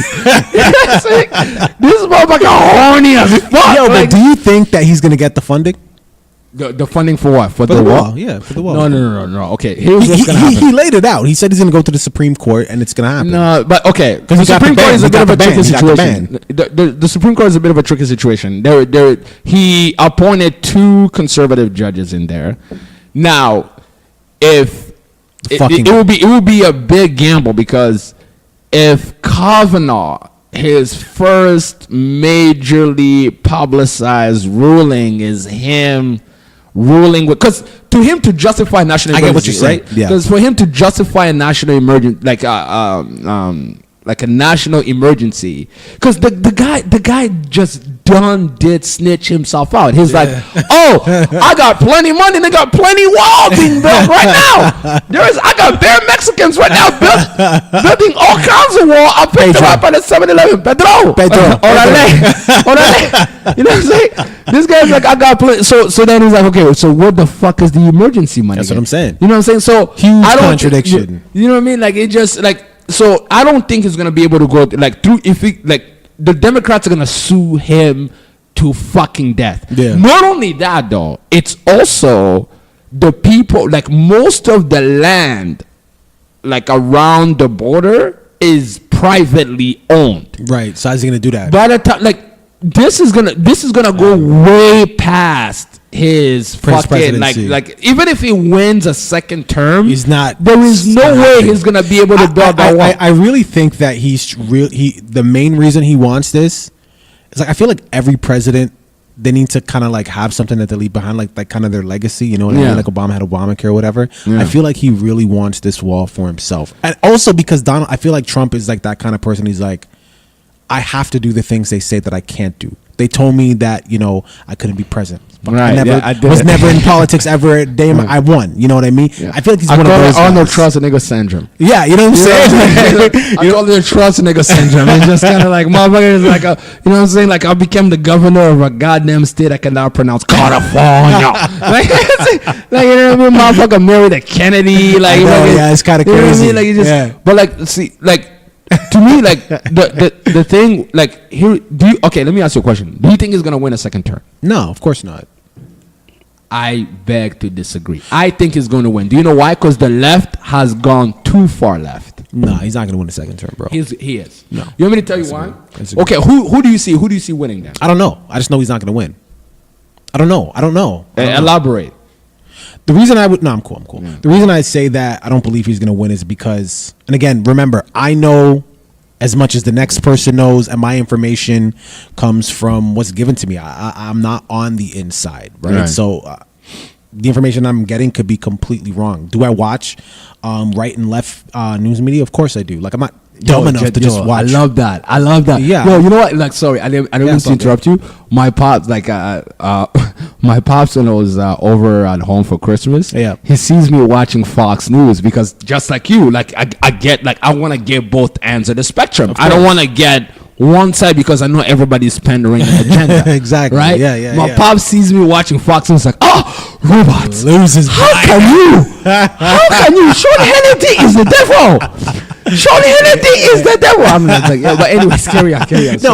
But real talk though, you know what I mean? Right. Like that's the whole reason why I watch. I want to get both sides and to make up my mind. But like I said, like you said, both sides have an agenda. So somewhere in between that, there's a truth. No, I don't. Somewhere in between that, there's a huge lie, and then in between that, there's another lie, and then another lie, another lie, and then there's kind of the truth hidden between all of that. So I'm never really gonna know. Right. But even with all that being said, the reason why I don't think that he's going to become he's gonna win another term is I think the shit that he's doing is just becoming transparent. You know what I mean? He's just fuck all the fuckery. He's just a bad president. Like what he was kind of like standing on was the economy. Yeah, that's his thing. Because you know what's so crazy? The economy isn't that great anymore. I met a black Trump supporter for the first time. A couple of weeks ago. So this is my girlfriend's aunt. She's a professor in Virginia. Yeah. And you know, I run into her because her grandma's in a hospital or whatever. So we end up running into each other. And you know what they say, like politics and religion are the one things that you can never. But see, those are the only things that I can talk about. Like it's literally the only shit that I care about. So how you doing? So, you voting for no. She told me she's from the States, so I'm just kind of like, okay. So I know. Howdy doodly do, there, dick fella. So I'm kind of like, okay, so what's your support for Trump? And she's going on about how the economy and all these type of things. But see, to me, do you know why I think Trump is going to win again? Is there is no centrist candidate on the left. Everybody is just so far left, talking about things like universal basic income and just like everything. Like everybody is just so. Who's the little girl who just got into the Congress now? What's her name? The little Spanish girl. Cortez. Yeah. She's a fireball, yo. Oh my God, yo. That girl though. If that girl, have you? Hell yeah. You know what though? Like I've listened to some of the shit that she talks about. Yeah. She's very smart. Like she is. You know what I'm saying? But like she's not 35, so she can't run for president. She needs to be like 80. You know what I'm saying? No. You gotta be the actual. There's an actual age limit. You have to be 35 years old to run for president of the United States. Those are the two requirements. You have to be 35 and above, and you have to be a natural born citizen, meaning you have to have been born there on U.S. soil. Did not know which that. is heartbreaking for me because I was intending to run against Trump. God damn it. You know what I mean? But like, yeah, so like it's like I feel like the left is so far left that they're going to ostracize a certain portion of the population that does not agree with that. Right. If you look at like Trump's like polling right now, his shit is like 50, like amongst conservatives, he's like 55% and above. So he still has his base, his coalition. And Trump, listen, you don't want to get like, you know what they say? Don't wrestle with pigs because they love the mud. Yeah, you gotta get there dirty is if you want like to wrestle. dog, like listen. Yeah. It went if you decide to go against Trump, because he just checked his pockets. He's fresh out of fucks to give. Yeah, he ain't got no fucks, not a single one. Yeah, he ain't seen a fuck in years. You know what I'm saying? Literally and figuratively. Yeah. But I'm curious to see. And I guess you're right, man. You know, I guess when I say that, like, I don't see him winning, it's more me just hoping. Yeah, no, you know what I mean. But you know what though? Hope. Look what Hope did to us in 2016. That's what I'm saying. Everybody was like, "What? Donald Trump was a president?" Yeah, but remember, like he did lose the popular vote. He won the electoral college. You know what I mean? The electoral college. Yeah, and that's what made him win the presidency. No, but so see, hold on. Let's see. You have to understand. See, people try to picture like they try to paint this as some sort of conspiracy that happened against Hillary Clinton. Hillary Clinton is not somebody who gets swallowed by a conspiracy. Yeah. She's been in the game for too long, and she has been in the like. If Donald Trump won, it's because these motherfuckers had no choice. Even the electoral college were like, okay, all right, how the fuck? How the fuck are we gonna swing this? We have no choice. But like, you know what I mean? Yeah. But Hillary Clinton is not a victim of circumstances. She lost. No, for real. No, she lost. Like at the end of the day, like, you know what I mean. To win, you need to. There's certain things you need to do. She just didn't do those things. She lost. It is what it is. Look what she did to Bernie Sanders. Yeah, Bernie's my nigga though. I fuck with Bernie, man. Bro. He's a communist, bro. I'm not all about like. It's like some things are just too much for me, bro. Just see like these type of people. Okay, communism. I'm not saying I agree with communism. To be clear, okay. He's a socialist. Like socialist is the new word that they use, but you know it's not communism. God damn it. Yeah. I don't fuck with communism, but like he's got some points that I fuck with. But like what? What's your key point? Like what is it about Bernie Sanders that is really other than like? You know, the general stigma. This motherfucker had a bird. This motherfucker had a bird. Yo, do you remember that video of him like giving the like at this rally and this bird just you want to know honestly what it is? And I'll be straight up. I'll be honest. Reason why I fuck with Bernie heavy is because I feel like I could like sit, and this is again, I'm a gut dude. You know what I mean? Right. I feel like I could sit down, I could talk with him. I feel like I believe him. You know what I mean? I feel like he has like. If I was an American, I feel like he had my best interest. Of course. This is politics. Like, of course, people will tell you what you want to hear. So, what is it about his policies that you really that speaks to you in a way? I just feel like he's a good person. That's it. Fuck the policies. He just looks like he's about to die. I know this motherfucker. I'm dead ass, man. I'm dead ass. Because like you said, people will tell you exactly what they want to hear, right? Right. So what the fuck do I care what your policies are? You lying to me anyways, my nigga. And that is how we have a Trump. We live in a world now where like I'm looking at Trump and I'm like, I don't trust you. I'm a gut person. I don't trust you. The guy is a piece of shit. But there you go. You know what it is though? Because you know what I love about Trump? Yeah. Is he's gonna die soon? I love that about him. It's awesome. Yes, that amongst that. Yeah, listen, brother. Let me tell you something. Hey, listen. We live in a world where the Secret Service is listening at all time. My favorite thing about him. At all time, brother. I didn't say I was gonna do it. Listen, natural causes. Yeah. Say that one more time. I didn't say I was gonna do it. I can't even afford to fly to the U.S. Yes. Oh, you heard that, government. You heard that, government. You don't hear that. All right. But like you know what it is for me is I have this love-hate relationship with Trump. I love his ability to survive unsurvivable things. Right. Do you remember who John Edwards? Do you remember John Edwards? No. John Edwards was running for the Democratic nomination against Hillary Clinton and Barack Obama in 2008. Yeah. This guy was next in line. He looked like a motherfucking Kennedy. He was that pretty white boy. Oh shit. Brown hair parted to the side. Oh shit. You know what I'm saying? He had everything. Everything going for him. Yeah. You know what I'm saying? Yeah. Like just he's been a senator for 10 years. He had the experience, the looks, he had the charisma. He was everything. Everybody was like, Johnny, what's coming up? You know what I'm saying? It's a nigga and a bitch against him. Like it's just like this is done. This is done. This is a wrap. Lock right? and key. Yeah. Turns out that this motherfucker fucked his maid while his wife had cancer. Oh, I know what you're talking about. His whole entire political career done. It just it just evaporated. Okay, let me ask you this then. Right. Donald Trump was on video talking about grabbing women by the vagina. So this is what I'm saying though. So then who has that homeboy's entire political career just evaporated, right? Right.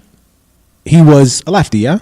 Yeah, he was a Democrat. He was running against Obama and... So what I'm saying, though, is how is it that his whole career went up in flames and Trump's just managed to thrive? You know why? Because it's a great time to be alive right now. Because at that time, right, like 2008 or so, like social media was kind of like... We don't have like a Twitter. Yeah. You know what I'm saying? Like now, it's the people's voice is ways much heavier. Mm-hmm. See, if I'm running for office back in like 2002, 2003, mm-hmm. all I can rely on is Gallup polls. Right. You know what I'm saying? Yeah. So CNN can tell me and be like, oh my God, you are nothing, like, you know what I'm saying? But guess what? But then I can go on Twitter and motherfuckers will be like, yeah, I grab hoes for the pussy too. Exactly. I grab these hoes for the pussy. I get the real number from the people. Yeah, exactly. So that's why the governor of Virginia, same exact thing.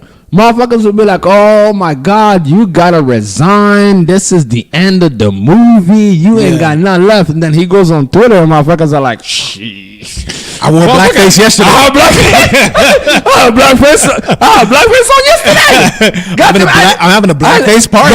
Blackface is a problem. I had a blackface themed birthday party the other day. Clearly, let's dial it back for a second. Gucci. Oh, I want to talk about that. Gucci Montclair, right? Yeah. So we talked about the senators and blackface. Fine, it was done, right? Mm-hmm. Kind of, not really. Whatever. what? I love how you deal with it. You're just kind of like, yeah, it's done. Whatever. But I'm so mad. Whatever. But I'm just saying, like, what? Why would a brand like Gucci? And Montclair, like, why would they think that would be okay? You can't plead ignorance. I never seen that Montclair jacket. Have you, like, was that released? Like, that was released? Yes. Really? You can't claim ignorance on this. Yeah, so after what happened with H&M, yeah. Like the people in marketing or whoever decided to do this, like, what? Like, why do you think? Can you imagine that meeting? Like, what the fuck happened? Like, imagine, like, Picture this boardroom, just the same one as the one that we're in right now. Yeah. And there's just a bunch of motherfuckers who are just kind of like, okay, so September coming up. Shake it up a little bit. Sweaters. So let's shake it up a little bit. Ideas. Timmy, how about blackface? Genius. Promote that. The guy that promote that man. That man is like, what the fuck? And let's be for real. All jokes aside. Yeah. All jokes aside. Because people are like, oh, you know, you need to. People are like, you know, I'm not fucking with Gucci anymore. I'm not clear anymore. They need to get some black people in there so this shit doesn't happen. But fuck that. Why do you need a black person in there to check you? Check you, yeah. So you can check yourself. You don't you know better. Like, yo, bro. Like, actually, you ask. Like, I never thought about it that way. Come like, it's just kind of on, like, yo, like, it's kind of like, okay, forget being a good person. Fuck it. Yeah. Are you not self-serving? Did you? What the fuck did you think was going to happen? that's what I'm saying. Like, So I think, like, is it possible? And the reality is it's fucking Gucci. Like, they don't need to go viral. It's fucking Gucci. But you know what? Did you see that video that I put up? Yeah. About, like, okay, see, like, there was the whole thing about, like, Floyd Mayweather going to, like, the Gucci store and da-da-da. And then all these motherfuckers are burning their Gucci and all this everything. I was actually talking to some of my friends who were doing that shit. And I was just kind of like, yo, you look dumb as fuck. Right. Listen, a brand like Gucci, you really want to hit it in the pocket? I was thinking about that. I was like, yo, how the fuck do you really hit a brand like that in the pocket? Man. You know, because see, their mantra is prestige. Yo, bro, Louis Vuitton, each and every single year, has something called the Louis Vuitton bonfire, where they burn all their excess fucking merchandise because Louis Vuitton don't even know Boxing Day. Ain't no Boxing Day at Louis Vuitton, motherfucker. It just ain't no deal. It's not happening. Right? Because their whole entire brand is based on one thing. Prestige. Right. You can't afford it, you ain't wearing Bruh, it. instead of you fucking just burning your shit, imagine 1,000 homeless people in Los Angeles all rocking Gucci. That'd be beautiful. Bruh. That would be beautiful. Do you think there's gonna be any fucking Arab prince who's just gonna fucking be rocking Gucci in LA while all the homeless are walking around? It would kill the brand. It would kill the actual brand. Yeah. But see, this is what I mean by like we have this sense where we tend to like protest things the wrong way. Yeah. It's just like, fuck that shit. Like, yo, why you gonna burn it? Like, you think you hustling backward. Yeah. And what broke my heart is when I saw 50 do it, because he's the one who invented the phrase hustling backwards. And just kind of like, what are you doing, bruh? Imagine, like, it won't even take, like, think about like how many of these rappers burn their shit, right? Like, if you like, it would take 5 rappers to get 1,000 people in Gucci's. Every single like homeless person, you just go to them and be like, yo, listen, I need you to wear this shirt for the I guess you don't have a choice. It's just gonna, you know what I'm saying? Just rock this motherfucker. And then you do like a fucking media campaign where you just like fucking homeless people walking around, just like pushing their cars, just wearing exactly. Just take the prestige out of the brand. You know what I mean? Imagine what will happen to that stock. Yes. You see what I'm saying though? But like, we are hustling backwards as a people. And let's not forget that you bought this shit too. Yeah, I know. You look dumb as fuck. They already got your money. Yeah, just burn your money. Okay, you're stupid. You know what? I think most motherfuckers did it as a way to stunt. Yeah, absolutely. They're just kind of like, look, I can afford to burn this shit. But like, you're not gonna see, you know. And I'm just gonna say some random, you know, black name. You're not gonna see fucking Tyrone, because you know we fuck with Gucci heavy. So you're not gonna see, hard. So you're not gonna see Tyrone, who's been fucking hustling and grinding to buy his Gucci belt. You're not seeing that shit. Tyrone be like, yo, fuck Gucci, I ain't wearing Gucci. Fuck Gucci, while he's wearing Gucci. Tyrone's Gucci is from Pacific Mall. But either so it's even more. It's even more like, it's just kind of like, I love that Gucci a little extra hard. Shit, it's Gucci. It's Gucci. But no. Like, really and truly though, man, I thought about that. I said to myself, like, what made them do that? Were they trying to go viral? Were they saying, okay, it's a social media age, we know if we do some shit to offend people? What didn't Tommy Hilfiger say? He don't even want black people to wear his shit. Yeah, but like, even like that's this is different though. No. What I'm saying though is like you know, Gucci, Montclair, they can get 2 birds, 1 stone. They're like, look, I don't like you fucking rappers and you urban motherfuckers wearing our shit. You can afford it, great. Hear me out. You can afford it, great. You got us to where I'm not saying that rappers and black people got Gucci and fucking Montclair to where they are in terms of like where they stand in the books. I'm not saying that at all, but they fucking helped. So what? No, they listen. don't hold that back. Yeah. Do not hold that back. Listen, all these brands, like all these high-end brands, hip-hop, oh, for sure, has fucking skyrocketed. Like, it's the influence. Okay. Let me ask you a question. Actually, I wanna hear what you think about this. How does Gucci do a deal with Dapper Dan? Okay, and then make that. Well, this is where I was going. This is where I was going. I don't know. But I feel like they got set up. No. This is where I'm going. So they said, "Hey, you little niggers can wear our shit. Go ahead. You know, you rappers, you have influence over your people. They're gonna go buy our shit before they even feed their kids. I don't give a fuck about their kids. Buy my shit."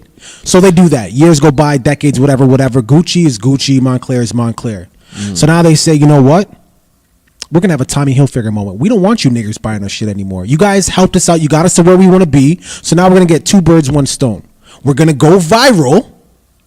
Free promotion. We're going to go viral. And at the same time, we're going to make you niggas not want to buy our shit anymore. I don't know. So bro. now we're like, good. Think Tommy Hilfiger did it. Think that through as, you know, like as somebody with a business mind. Yeah. Why does that make sense? Like you said, prestige. Dude, do you think a fucking CEO or whoever, some white Italian or whoever, some super rich dude that has nothing to do with the urban culture, so even just take color out of it, but some dude that has nothing to do with the urban culture, do you think that they want to be wearing the same fucking thing 50 Cent is wearing? It devalues their brand. Okay, but as a business, my go-to strategy is numbers. I get right? that. I get that. So if I pander to a certain demographic of people and they're going to buy my merchandise in excess numbers, because there is way more niggas looking to stun than there are CEOs. Oh, for sure. Okay, you know what I'm saying? For sure. So like as a brand like Gucci, I look at it, I'm just kind of like, okay, yes, I can still sell my shit at a high-end price. Right. But the point is to move as much merchandise as possible. So why does that make sense? It's the only thing that makes sense to me. Dude, it's 2018/19. There is no reason. Did you just say it's 2018/19? Well, yeah, I'm saying the reason why the reason why I'm saying that is obviously 2019 just popped off, and like at the end of the day, Gucci and Montclair, they didn't just come up with this idea yesterday and it just hit the shelves. You know what I'm saying? It was a brainchild. It was being developed. It's probably they were thinking of this in 2018. You understand what I'm saying? That's why I'm saying that. I would love to be in that meeting. But that's what I'm saying. Like when you say my thought process behind it, like it doesn't make sense as a business person because volume. Like I want as much people to buy it as possible. That's fine, and that makes sense. But then it makes sense. Backlash. Like, yes. Okay. I'm sorry. Like I just. So then makes sense. Know, yeah. Like, so make sense out of why they exactly. Make sense out of why they did it. You can't. I'm trying to make sense out of why they did that. It makes zero sense other than to like, okay, you know what? You guys are fucking devaluing our brand. We're done with you niggas. You guys got us to where we need to be. Fuck you. Dude, Tommy, okay, but Tommy Hilfiger, but that's not how business works. So you don't pander to a demographic. So why did Tommy Hilfiger do it? No. Okay. Why did Tommy Hilfiger do it? How is the stock doing now? But this happened forever. But Gucci, like Tommy Hilfiger was not one of those like brands that like there was not that much black gravitas towards it. There was in the 90s. We fucked with Tommy heavy, bro. Okay, we did. Yeah, and Tommy, yeah, we did. And I mean, it wasn't. You could never put Tommy on. What exactly did Tommy say? Like, I don't know. I'm not very familiar with the whole Tommy story. So what exactly? Don't quote me verbatim, but basically he just said, like, literally, he just said, I don't want black people wearing my stuff. He literally said that. Just black people or just rappers? Black people, listeners, fact check me, please. But like literally, that's what he said. We could Google it right now if you really want to. But Tommy Hilfiger I don't want black people wearing my stuff anymore. Did he say niggas or black people? He may have said niggas. I'm sure he said niggas in the circle. But then he's like, I gotta make a statement. I'm just gonna say black people. But he might as well have said niggas. So I guess I get what I don't think Gucci wants to fuck with the nigga money though. the nigga money good. Like, you know what I'm saying? Like, you know what I'm saying? Gucci down to the sock like a nigga papa, baby. But you know what though? No, I'm trying to make sense out of something that makes sense. Got your girl head in my tummy buses. You know what I'm saying? Okay, you know what? Yeah, you're right. Like, yo, so like, I don't know, bro. You can't make sense of it. You cannot make sense of it. It's just like, I don't know. Look, I'm looking at it. I was like, okay, you know what? Fuck all the racism shit. Fuck it. Like, we're just all trying to make money. You know what I'm saying? Agreed. How the fuck? Like, how? Like, not only that went through a production meeting. Yes. Just, there was lots of there was lots of spots or lots of like times where they could have been like, yo, this is a bad idea. That's what I know, but that's what I was saying. You know how many people have to like check that off? Yeah, lots of spot checks. Like, yeah, we're making a blackface turtleneck. I love it. I love it. Oh, yeah. I'm sorry. Anybody on the Dapper Dan team? Like, is Dapper Dan? Yo. Like, that's another question. Yeah. Was Dapper Dan informed that this merchandise was going to be coming out? I hope not. You know what? Those are questions that you should be asking.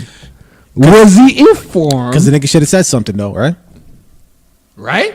But apparently the CEO of Gucci flew to New York to talk to Dapper Dan, as if Dapper Dan is like, this guy looks like he's on coke all the time. Thanks, Dapper. I appreciate that. He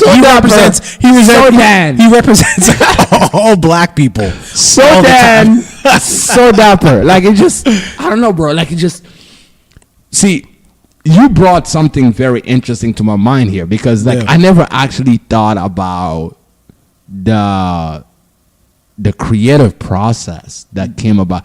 I am sure, like, a brand like that, this shit doesn't just like, oh, you know what, I'm gonna draw a shirt. No. But so let's talk about the whole Moncler. Like, was that jacket released? Like, was that shit put in stores? No, I don't know. I don't think that one was put in stores. And if I did say that, then I stand corrected. Yeah. Mm-hmm. 1 second. It's just, oh man, I'm trying to find it. That is absolutely wild, because just I can think about, like, there has to be a black person in the Gucci creative team. There has to be at least one person of color, or at least, you know what? I'm sure there is. Fuck a person of color. There has to be a person with some semi reason, because now I gotta ask, like, yo, because this shit had to go through some channels. Okay, right. So why would they allow it? So now my reasoning doesn't seem that crazy, does it? No. Now you're bringing me. You can't even make sense of it. That's why I'm saying I'm trying to make sense of this shit. Like, why would they do that?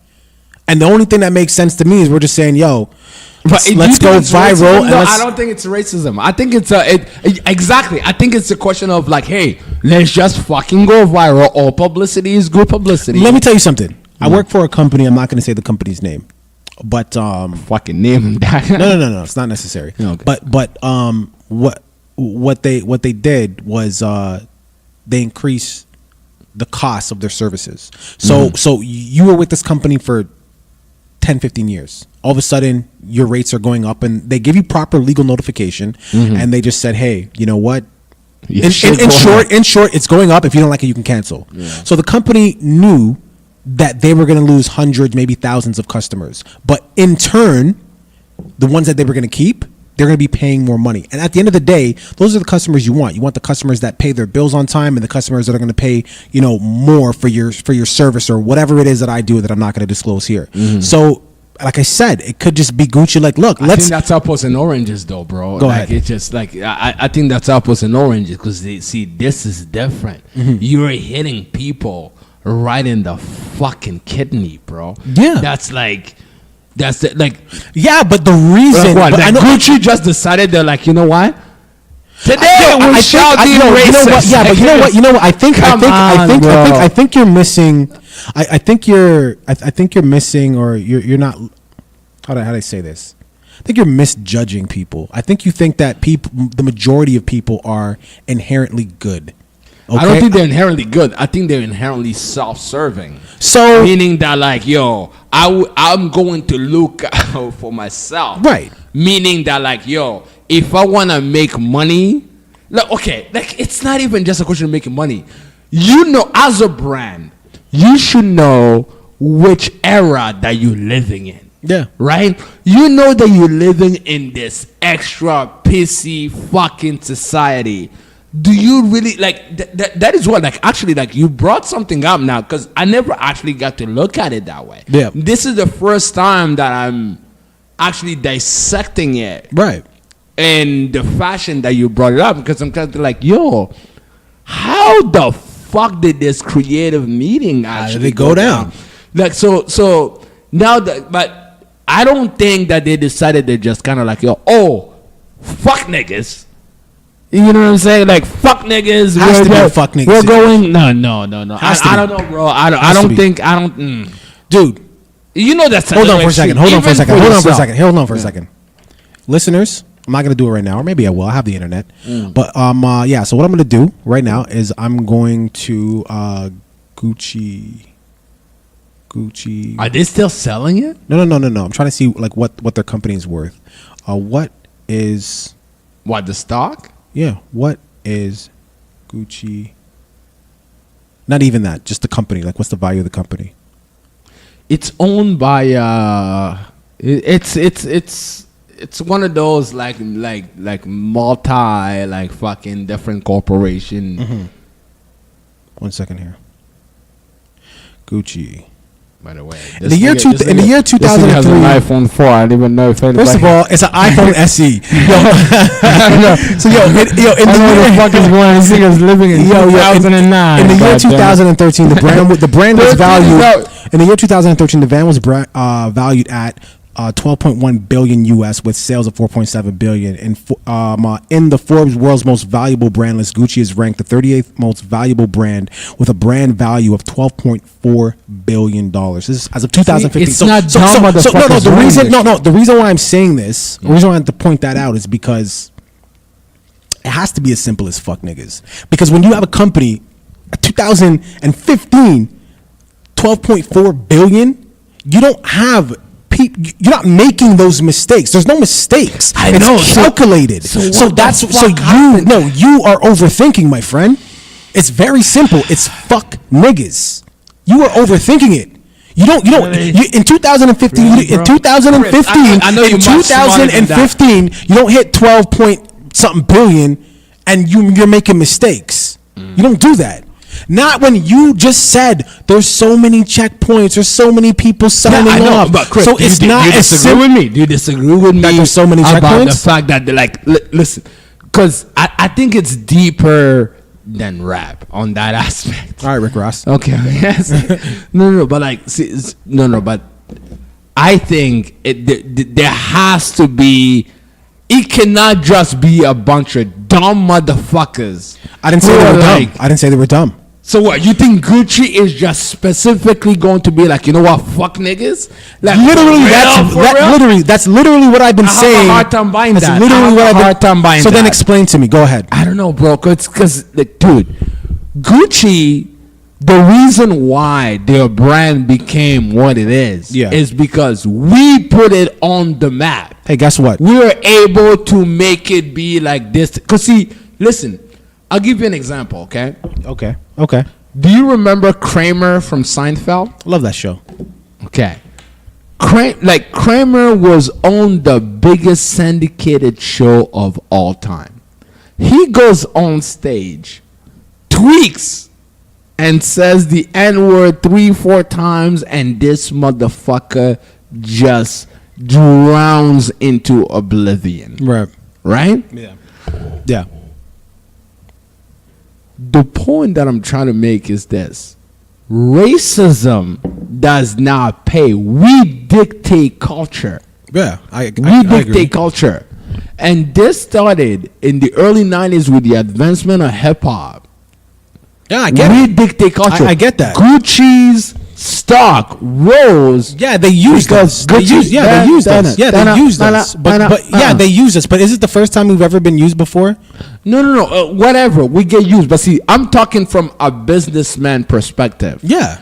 I don't think I could sit there and be like, in our shareholders meeting, and I'm just kind of like, oh my God. How do we move forward? Okay, but I don't think racism. Okay, but what if? Again, we don't know. Right? We don't work at Gucci. We don't know. Let me finish. But let me finish. We don't work at Gucci. We don't know feedback from people who buy Gucci all the time. We don't if you own a company, you want to make sure that your consumer base is satisfied with your products. We don't know what kind of feedback they're getting. So let's just speak hypothetically here. Maybe Gucci. But we know what kind of feedback. But let me speak hypothetically here. Maybe Gucci is getting a bunch of feedback, and they're like, you know what, like I like your clothes, da da da da. But you know what, like, I don't feel like I should be wearing this anymore. Like I see like a lot of rappers wearing it, and like, the stuff that they talk about, like I don't endorse that. And when they wear it, I feel like I'm part of that and I'm not a part. But this is feedback they're getting. So this is all hypothetical. This is where my brain is going. Mm-hmm. So then Gucci says, okay, how do we get these people to stop wearing our shit? Hear me out. So remember I told you about the company that I work for, and they increased their rates, and they're okay with losing the customers who don't want to pay that. How that is very different. Let me finish. But remember I told you that, right? So they're getting rid of some people that they don't want to pay as much. So maybe Gucci's saying, all right, fine, we're gonna get rid of all these niggas that are fucking with our brand, and the cost of our clothing is gonna go up, and you're gonna be okay. You're gonna be okay paying more, because guess what? We're a prestigious brand. You want to wear the shit. You want to wear the shit where people see and be like, oh my God, you can afford that. And that's what it is at the end of the day. People pay. Kanye West had t-shirts for $1,000. $1,000 for a fucking t-shirt. Buying Kanye West t-shirts Kanye West, at the rate that they're buying Gucci shirts. I know, but the point, the point that I'm trying to make is comparing apples and oranges. No, I'm not. The point that I'm trying to make is when you price something so high, and what kind of car do you drive? I drive a Porsche. You drive a Porsche, right? Yeah. Does that Porsche get you to work just fine, right? It's a great car. Does that Porsche get you to work just fine? Yes. Okay, it gets you to work and home, right? Yeah. I drive a Yaris. That Yaris also gets me to work and home just fine. You drive a Porsche for whatever reason, maybe because you like the way it looks, it makes people look at you different, the features, whatever the reason is, you drive that Porsche, you chose to spend more money on your Porsche than I did on my Yaris. However, it gets me to work and home just like your car gets you to work and home. So you decided to pay more. If Gucci says, fuck these niggas, you want our shit, you're gonna have to pay an exorbitant amount of money to get it. But guess what? You're gonna do that because you want people to see you in our shit, because it's just something about a status symbol. It's just something about the quality of the material that we're using. So yes, I do believe that this was something calculated.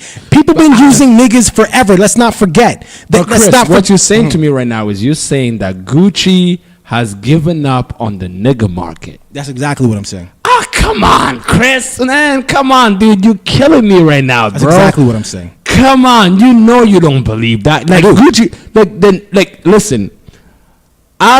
See, Gucci as a way for me to be able to transcend. Like, let's say I get a record deal. Yeah.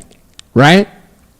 And I'm trying to show that I am transcending into this new economical new tax bracket. You got money. Yeah, a new tax bracket. Thank you very much. Yeah. Yes.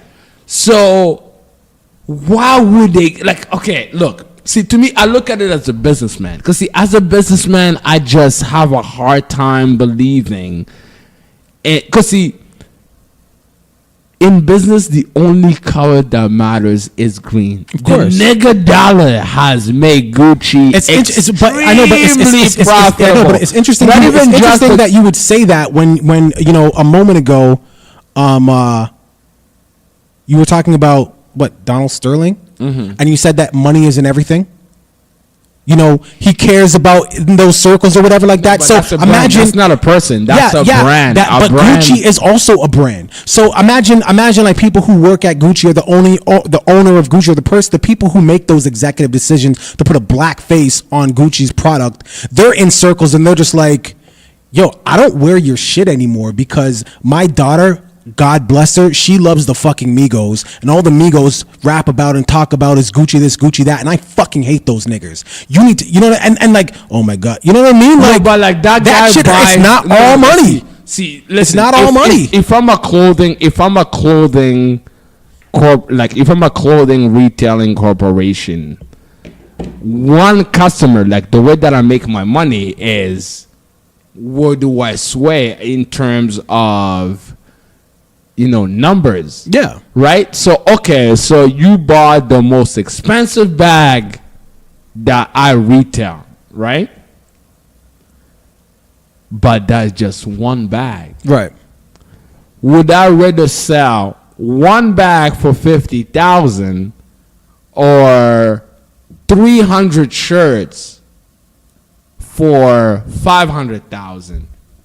So now I'm asking you as an entrepreneur, which way would you rather go? Would you rather sell one bag for 50,000? I know, but when you're asking me, I get your question, but remember, you just said you're asking me.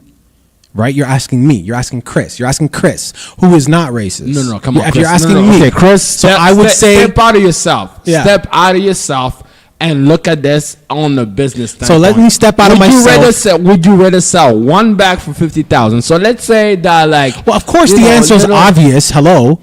But what I'm saying, though, is if these are some racist people, guess what? Like you said, it's not always all about the money. And at the same time, and I get what you're saying, you're like, it's a business. What do you mean it's not all about the money? But going back to that company that I was talking about, hey, guess what? I know. Yes, yeah, but that doesn't mean that they have to lose money. They can just increase the cost of what it is that they're selling. That's all that means. And what they lose there, they make up here. That's all that means. I don't know. Bro. Of course you don't know. Neither do I. We're having a conversation. But guess what? Throughout this entire conversation that we've had, guess what you cannot do? You can't even give me an example. You can't even give me an idea. You cannot tell me why they did that.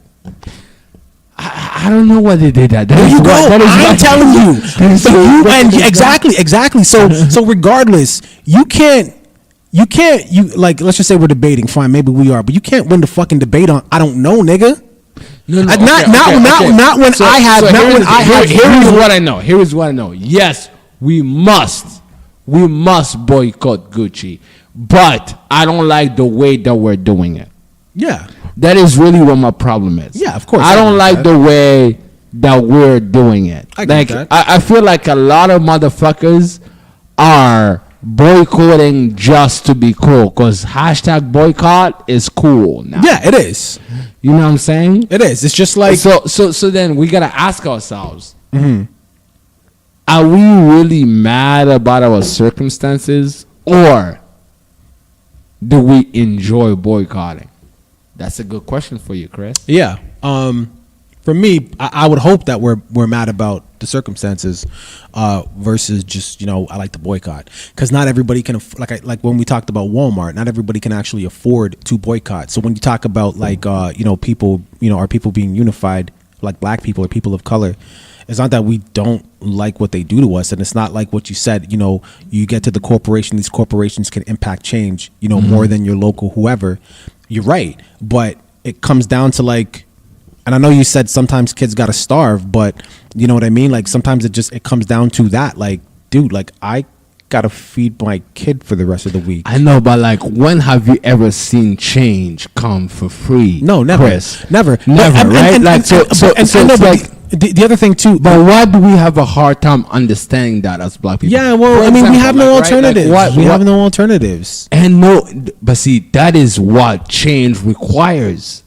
Change requires sacrifice. No alternatives. Yeah, you have to do. You have to drown. But wouldn't it just be... Some people gonna have to die. Some people gonna have to starve. Some people gonna have to get out there with nothing to them. But if we want change, is how bad do you want the change? Wouldn't it just be easier, if we just said, hey, and I know you have another, you probably can explain as to why this doesn't happen, because obviously it's not happening, but wouldn't it just be easier if we just said, hey, let's not shop at Walmart because we want to try to get something done,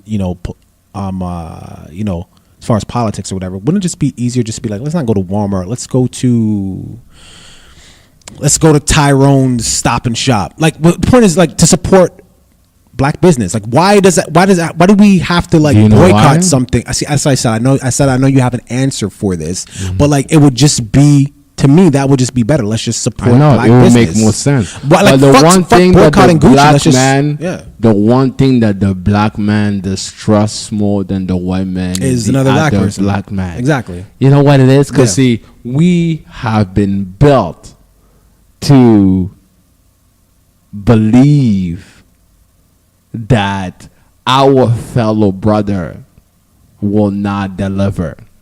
Yeah. You know what I'm saying? So, however, how do we fix this? We fix this by acknowledging that we have been trained to believe that our fellow brother does not deliver. That somehow this has been instilled into us. Right. And therefore, in order for change to happen, we must first address our own. Yeah, we have to clean our own closet first, man. Exactly. Yeah. So, but see, here's the thing though. Everything moves too fast. And we have things like, you know, we're going to have a Black Lives Matter protest and everybody's going to lay in the middle of the goddamn fucking street. Do you think white people give a fuck? Listen, the only way that change is going to happen for us, and I'm, you know, I'm gonna kind of like drop this to an end to this. The only way that change is going to happen for us as a folk, as a black folk, is if we stand as one and be willing to take the actual consequences of our standing as one. I get that. And see, until we're ready to do that, we should shut the fuck up. Yeah, I get that. Right? Until we're ready to do that. Until we're ready to take the whooping as one. Yeah. We should shut the fuck up. Because see, that is what we've been getting played for 4, 5, 6, 700 years. Yeah, separation. You know what I'm Separated. saying? Yeah, we're not divided. But It's I mean, like, but like, I feel like, you know what I'm saying? We've been getting played. Yeah, but I feel like the people who have nothing to lose, they, you know, they're more quick to jump up and unify versus like, you know, the politician that goes to work every single day in an office like full of white people and they know shit is bad, but they're just like, fuck, I got a mortgage, my kid's in university, my wife just had a kid, next year. Or even just forget that, just take it just as, you know, just regular, you gotta take care of home. So like they don't, by the way, I'm not saying that it's right, but I'm just saying like they're like, nigga, I paid thousands and thousands of dollars to go to school. Right. I'm finally in the job that I went to school for, whatever, like that. Maybe the school, whatever. The point is they went through they jumped all the hoops. They went through all the hoops, jumped all the hurdles to get to where they want to be in life. And now you just want me to throw that away? I think that they should, but you could understand that it would be a lot easier for fucking, I don't know. Let's just keep going with Tyrone. For Tyrone to say, it would be a lot easier. Fuck Tyrone. It would be a lot easier for Tyrone to just say, "Yo, fuck this McDonald's job, nigga. I'm standing with my people." Versus fucking Jamal, who's, you know, a lawyer or a doctor. It was a lot easier for Tyrone to throw his shit away than that. You know what I mean? So, I think that Jamal, the doctor. Do you think Jay's starting words make black people get better jobs? By the way, I'm just saying this because my first name is Gene Roberts. Oh, okay. Maybe. I don't know. But like I love how you you know what's going on with Tyrone and then that nigga Jamal. That nigga Jamal is getting all the hoes. Jamal got the hoes and all the fucking jobs. But the point is that I think it's that, man. I agree with what you're saying on that. You know, but I just don't think it's that easy, and I don't think it's meant to be that easy. It's supposed to be hard. It's supposed to be difficult. I know, but see, why is it that we have a hard time dealing with that aspect? Like, why is it that because see, you know what? Our ancestors, right? Like, we always talk about, like, you know, Martin Luther King and Malcolm X, but we do not give credit to the struggle that they went to. These motherfuckers got beat up. Yeah. They got jailed up. Yeah. They got fucking killed. Yeah. They lost their, why is it that we have such a hard time? they lost their life, standing up and unifying. These niggas won't even lose their job. Yo, do you see anyone of us willing to lose their life for a struggle? No, it's a different breed out here. Somebody was saying it. I think I was listening to like Charlemagne's podcast, and they were saying the reason why it was easier for black people to all unify back then is because none of us had shit. Whereas today, you do have some black people that have shit, so it kind of puts a doubt in your head. It's like, is it the system? Is it white people, or is it just me? Because Jamal, fuck Jamal. No. But hear me out. Because Jamal is doing fucking fine. Right. Me and Jamal came from the same hood, and he's doing great. So right. is it puts doubt, So, but again, like it goes back to some people saying the whole like separate, divide, and conquer type of situation. So they give some black people the chance. They make it look like it is attainable. It is possible to survive and thrive in this white world. But they do that attainable though. Like I want to hear you. But hear me out. But they do that on purpose. It's a trap. It's a trick. They do that on purpose. Even Jamal, who has the great fucking job, and he can pay the mortgage on time, he drives the fancy car and he has all the white friends. I feel like you're talking about me. And he has all the, maybe, I don't know, but he has all the white friends. In reality, in his circle, that nigga don't have no fucking power. He doesn't control his life. He could get fired instantly and all that's gone. But the reason they put Jamal's out there is just to fuck with us. Like, you don't need to unify. You don't need to rebel. It's not us. Let me ask you a question. Do you feel like they put Jamal out there because they want to be like, oh yeah, look at us. We have promoted a black person. Or it's because Jamal has managed to make himself useful? Look, I believe it's both. I believe it's all three. So, listen, at the end of the day, if you believe, I don't even want to call it a conspiracy theory, but if you have any, if you believe in anything in what I'm saying, and I'm not saying I even believe, I'm just saying some people think this way, but if you believe anything of what I'm saying, to what you said about Jamal making himself useful, a white person or a group of white people or this fucking society, however you want to word it, they're not just going to choose a random nigga off the street. They're going to choose somebody that, is educated, that did go to school, that can fit in. So absolutely, if Jamal is useful, they're going to choose that nigga. And to what you were just saying about making themselves feel good, of course, who doesn't want to make themselves feel good? Especially when you have a little bit of white guilt. If you have a little bit of white guilt, you want to help a brother out. Absolutely. But see, what you're saying to me is Jamal done this sell his soul, but that's not true. I'm not saying Jamal sold his soul. I'm not saying that. No, because see, you were like, hey, you know what? White people are gonna pick a Jamal to be able to put at the top of the fucking. Just put out there. He's doing good. Yeah. Right. Yeah. Just to be able to be like, oh hey, look, we're not racist. No, I'm saying he's a VP of sales. Yeah, I'm saying that, and also, so remember, there's three parts. So the first part is they chose Jamal because Jamal did his damn thing. Jamal's awesome. Exactly. They also chose Jamal. Shout out to Jamal. Yeah, they also chose Jamal because white guilt is a real thing. They want to feel good. But the third thing, and like I said, I don't believe this. I'm just saying this is a thought process that's out there. But they want to put up a prominent black person just to create doubt. So when you say that we don't unify, one reason I think we don't unify is because, if all black people were having a hard time, we can't move up, we can't get hired, then yeah, it's a fucking problem. But when you got Jamals all over the country, like 1 out of 10, there's a Jamal all over the country, then it creates doubt. It's like, okay, maybe out of every 10 black people, how many Jamals do you think there is? Fuck, I don't know. But you get what I'm saying. Yeah, I do. So it creates doubt. Whereas like, okay, well, maybe it's not the system. Maybe it's just me. Maybe I don't need to unify. Maybe I just need to get more like Jamal. Meanwhile, Jamal's up there. He's doing his thing. When they want to, though, bye, Jamal. We don't need you anymore. But is it a race thing, or is it because Jamal is no longer useful? Yeah.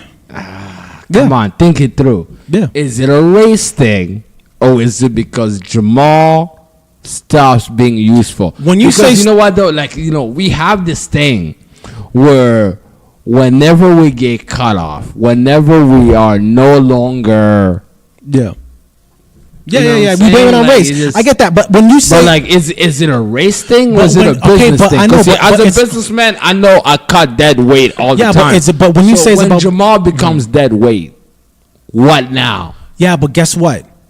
When you say he becomes dead weight, right? As a business person, you say you cut off dead weight because they're no longer beneficial to you financially or for your bottom line, and that's business, and that's fine. But what I'm saying is, if you believe that train of thought, and again, the train of thought is, I'm putting Jamal on this pedestal to create doubt amongst people of color. You don't need to unify. When I say that Jamal isn't useful anymore, I'm trying to say, like, okay, game over. Niggas don't give a fuck about it anymore. These guys are not a threat. They clearly believe that they have no reason to unify. We don't need Jamal anymore. We don't need to create doubt. He is no longer useful. I don't mean to the company. I don't mean doing a good job. I mean, like, misleading our people. We don't need him anymore. So now, Jamal, I noticed you've been coming in late for the past couple. Nigga, I'm here early. I noticed you've been coming in late, Jamal. Time to go.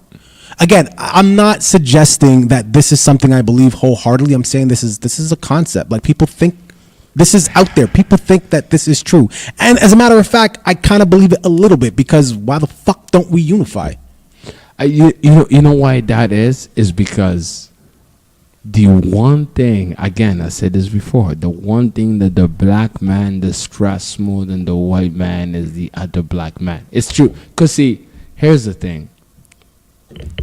At the end of the day, we spend $1.5 trillion. We contribute $1.5 trillion in the economy, right? We buy more Benzes, more Gucci, more Louis than any other fucking race. Like, black people are supposed to be like one of those chosen races. Like, no one is supposed to touch it, because in the real world, we really do influence the economy. Oh, like yeah, that, absolutely. Like that. And we're also very influential. You know what I'm saying? Yeah, we can make you think anything's cool. But see, do you know why you never see any unarmed Asian kid getting shot on TV? Do you know why you never see any unarmed Jewish kid getting shot on TV? Is because we are still in that position where we are so divided that it's okay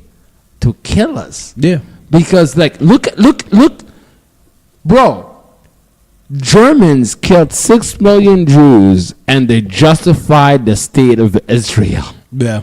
Right? Kind of like, they up. just kind of like walked in there like, oh, yeah, we have this book that says that this is our land. I don't know who wrote it. There's some nigga named Moshe. some nigga named Moshe said, and I quote, "This is my house." Bruh. No, I hear you. Like, you see what I'm saying? I hear you. I do. You know what I'm saying? But, like, because they can stand as one. Mm-hmm. See, we are not willing to be able to suffer as one. No. It's the ability to be able to be like, yo, it's my turn. Yeah, no, we all want to be It's top. my turn. And then it's going to be his turn and her turn and his turn and her turn. Yeah, but that's also, and his I turn. know, but I think that, and I agree with what you're saying. I do, but I also believe that we're bred that way. We're conditioned that way. I mean, it's even like that in, black people. I mean, our culture, we love entertainment. You know what I mean? Entertainment's a big thing for us. And it's like that in entertainment. It's like that in the music business. It's like that in the movie business. There's only really one or maybe two, maybe three at most, like top, black actors who get all the big roles, and that's it. And it's like that for a minute. And then after that, okay, somebody else will give an opportunity. So, like, we really don't, like I said, like, Do you think that's a question of racism, though? Do you think it's because of racism? Like, it's just, I think so. Like, what are you saying? No, you know why? It's because, to me, like, I do stand-up comedy and do a lot of acting, right? And I will tell you what it is. To me, the way that it came up to me was the fact that black people are terrible nerds. We do not, we are always front of the camera. You know what I'm saying? Yeah, we want to be, I get we you. want to be in the front of the camera all the time. Right. Hey, you want to see more black movies? Write more black movies that are that great. Right.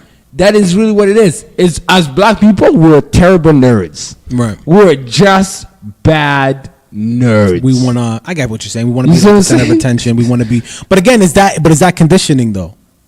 Is it though? Is that conditioning? I don't know. Because again, remember, when we talk about America, I assume that's what we're talking about. Like, this whole conversation is, right. You could put it across the globe, fine, but I mean, a lot of racial tension, and I think when most people talk about racial tension, it's stemmed from America. So I'm just going off that, dude. What did you think? What did you think black people did when they came over here? From that all the way up until even now, they weren't saying, "Oh, do you want to learn how to write scripts, nigga?" No, they were dance, nigga, dance. Okay, so this is what you guys like. Jump, nigga, jump, dude. Let's talk about sport for a second. Sport allowed white people to kind of trust black people. They wanted nothing to do with black people until they realized, wow, this guy's really fast. Yeah, that's so deep. But so what I'm saying is they're okay, this guy's really fast. Him being really fast is going to benefit me. I got to fuck with this guy. And then over time. But is that racism or is that natural human nature? That is really what you know what I mean? Is it racism or is it human nature? Is it the ability to be yo, this guy is useful for my purpose. Therefore now I must be nice to you. No. I'm not saying but that's what I'm saying. That's the benefit of sport. It gave white people, it allowed white people the opportunity to see that not all black people, or I'm just gonna say, I guess I should say not all black people, because not all black people are fucking angels. So not all black people are fucking the devil, because like you said, human nature, a white coach is you know what? This black guy's really fast. But I read in the paper every single day, black people are rapists, they sell drugs, they're gangsters. Oh my God, I hate black people. They're bad. But this guy's really fast. I need this guy on my team or whatever. Let me give it a chance. Puts him on the team. They start winning. Starts to get to know that person. Wait a second, not everything I read about black people is true. This guy's fucking great, and so on and so forth. And so that's why I think sport is great. I think it's an equalizer. It just makes everybody human. Okay, so let me put you in a position, right? You are a white sports team owner, and you have a rapist that has been running home runs for weeks and weeks and weeks on end. Okay. I want you to speak from your heart of heart. So I'm a white team owner. Yeah. So you're a white sports team owner. Let's say you own the Blue Jays. Sure. And your franchise player has been he's in the news for some girl is saying da da da, and this guy's black. Exactly. Yeah. Yes. He's black. Whatever. Oh, it doesn't matter. Okay. Yeah. Okay. So, how do you deal with it as a businessman? How do you deal with it? Well, for starters, he's suspended immediately without pay, and then what happens to him all determines on the case. If it's proven that he did it, he's fucking gone. He's fired. Let's see. Here is the thing now. Yeah. Now suddenly you are setting a new entire spectrum inside your locker room. Now your players are scared. What are they afraid of? What are they afraid of? Because see, Now at this point, remember, I did not name any race. Mm-hmm. Yeah, it's fine. But what are they afraid of? What they're afraid of is the fact that you are susceptible to public opinion. And therefore, their job is no longer secure. Right. It's all depending on how the people make you feel. So, just to be clear, what I said was, if allegations came out that the top on my team, the best player, there was sexual assault, just call it rape, whatever, just rape. Right. Those allegations came out, and it was in the media, right? Mm-hmm. And even before it hit the media, the player came and he told me, let's just even throw that into the mix, right? Mm-hmm. Or that's not what you said, so let's not throw that into the mix. It was in the media. I got it. Let's just say I got it from the media. Fine. Right. Absolutely, I'm suspending him. Right. Suspending him. I'm suspending you.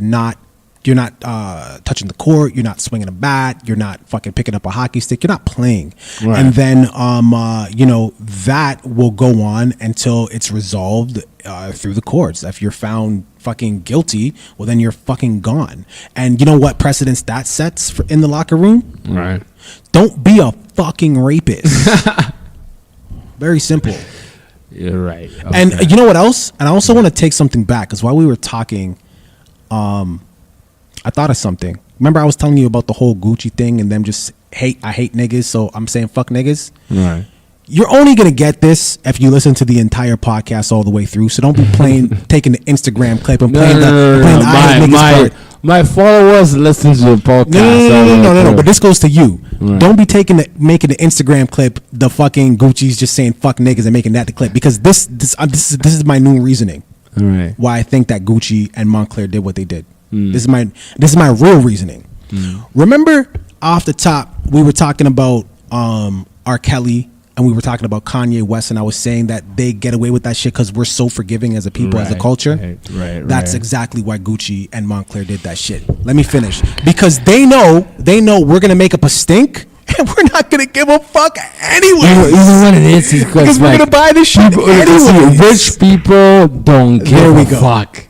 It's really because that's my reason. If I'm gonna wear Gucci, I'm rich. I don't give a fuck. It's just because racism doesn't. Lil Wayne said that racism doesn't exist. Of course, it doesn't exist to Lil Wayne. He's fucking rich. Although it does, even if you're rich or not. But anyway, he didn't say that though. Like, what did he say? I'm gonna need to stop you. He said the same exact thing that you and I said. You know what you and I said? We said that we will never allow a dumb motherfucker to have us overreact. Remember what you said? Remember what you said? You was kind of like, yo, listen. A motherfucker can be ignorant, but they can also be racist. Yeah. Right? Yeah. So, if I'm walking out of a bar and I get into an argument with another human being, and they say terrible things to me, I say terrible things to them, and then they were like, yo, the only way that I can get this motherfucker to get out of character is to call him the N-word. Yeah. Right? Am I going to give this person the pleasure? I mean, it depends on who you are. I wouldn't. Right? I wouldn't, personally. Right. I don't even know you. And for starters, like, even to your example, if I'm walking out of a bar and you're walking out of the same bar and we get into an altercation, how do I know that you're not some just fucking piece of shit, and I'm not trying to downplay anybody's job or whatever, like, but how do I know you're not some piece of shit who you have no way of impacting my life, let alone your own? Maybe you just found like $50 on the ground, like, let me go get a drink. You're a piece of shit. And then you come out, and then me and you get into a verbal altercation, and you want to call me nigger, so now we get into a fight, and then what? No, but see, I catch a charge. Here's the thing, like, you get into a verbal altercation, back and forth, and see, he or she feels that somehow they were not getting you. The reaction. Like, you know what I'm saying? But they're like, yo, how can I get this motherfucker? Yeah. You know what I'm saying? Yeah, no, of course. So that is why when I tell people, sometimes I'm like, yo, most people in my life, 99.999% of people in my life cannot be racist to me. Yeah. They can't. Yeah. It's not even that like if they tried, they can't. Yeah. You have to be able to. You can be ignorant to me. You can see some stupid shit. Yeah. Nothing spilled. Actually, that was kind of awesome. Yo. Listen. I know this shit is not on video right now, but that shit. That was kind of crazy. That was kind of hot. That was kind of hot. Like it just. You know what I tell me? That was the universe telling me that you're just like, you know what, Robert? You're a smart semi-alcoholic. Like just that was like it's just like you were. That was kind of crazy. Right, the shit dropped and nothing came out of the glass. But listen, listen. Let me end with this. It's hard for people. It's hard for me to get upset with people. You know why? I'll tell you this. Because I don't give a shit what you say. Because it's not to me. It's not what it's not. It's not. Do it, dog. You cancel motherfuckers. Hold on for a second. Yeah. But I mean, I do that because it's funny. You know what I mean? But I'm talking about like really, truly getting me upset. It's hard for somebody to do that, and I'll tell you why. Because to me, it's not about what you say. It's about who's saying it. So if you're a fucking stranger, you can call me all the worst shit in the world. I don't know you. I don't fucking care about your opinion. Your opinion means nothing to me. You understand what I'm saying? So it's hard to get me angry if I don't even fucking know you. There's very, very few people that can get me angry. My wife is one of them because I care about her opinion. My mom is one of them. And, close family. I'm not going to go on the list. But it's a very short list of people that can piss me off. But we can argue and we can have a debate. But you're never going to truly see me get upset because if I don't really know you like that, I don't give a fuck about your opinion. I don't. So how am I supposed to get mad? You know what I'm saying? So I'm gonna say this to anybody listening out there, and just like you were saying with the hypothetical about like walking out the bar and somebody trying to get you hyper by calling you a nigger or whatever like that. Don't fall into the trap, man. Yeah. Don't fucking fall into the trap because at the end of the day, you don't know that person. And I think we had a conversation where let's just say you do fall into the trap and you do swing and there is a fight and cops come. Remember you were talking about what happened to your boy when your boy had the injury and they questioned him for 40 minutes. Right. If you're a person of color and you're getting into an argument with a white person and it gets physical because they called you nigger and you swung and the cops come, I think you know the outcome of that situation with the police. So all I'm saying is like, yo, there's no need to get hyper. There's no need to swing fists. You don't know this person. Some people will say you're a pussy if you walk away. I say you're a bigger man if you walk away. Because even if you get locked or whatever like that, I think you get a charge, man. Like, are you willing to get a charge? You want to have a fucking smudge on your name? Are you willing to have it's kind of like, yo, none of your mans are out there for you. Yeah. Like, are you willing to have that just because some stranger who's probably not even racist? Okay, you look tough. Okay, you look tough. Come on, man. Like, congratulations. Yeah, like move on and just go on with the rest of your night and laugh about it. You know what I mean? And your friends may laugh at you. They oh, you're a pussy. You didn't fight. Why didn't you do that? I'd be like, I don't even know that guy. Yeah. What am I fighting for? That guy. You know what I'm saying? So, yeah. That's all I got to say. And on that note, that is, he said... what he said. Oh, let me. Brother, you mind thank if I you plug so my little, much. Yeah, no, of course, it was a blessing on the show. Man. It was a blessing, man. Bro, I appreciate you. Thank you. On God. Thank you, man. It was Please tell everybody what your socials are. Yeah, man. You guys could follow me on Instagram. The Ignorance is Free, all one word with a Z. My stories is really kind of where I post a lot of shit. So what he was saying, I cancel motherfuckers daily. So you can follow me on Instagram there. You DM me, whatever. I'm on Twitter at I'm Chris Green, and also every Monday 89.5 FM. You can check out the show. I co-host a show called 6 Degrees Radio, and it's from 10 p.m. to 12 a.m. You can call in live 416-946-7000, and Robbie, when you're available, me and you we will talk, and I'll definitely get you on that show as well. I'll get you on the radio, and we can offend some listeners live on the radio. You know, because that's you're like we're gonna find some listeners. That is what we do. That is what we do. That's what it's about. And that is another episode of I Said What I Said. At the end of the day, me and my guests are family. Yup. Skitty up. Peace. Dope. That was a dope interview.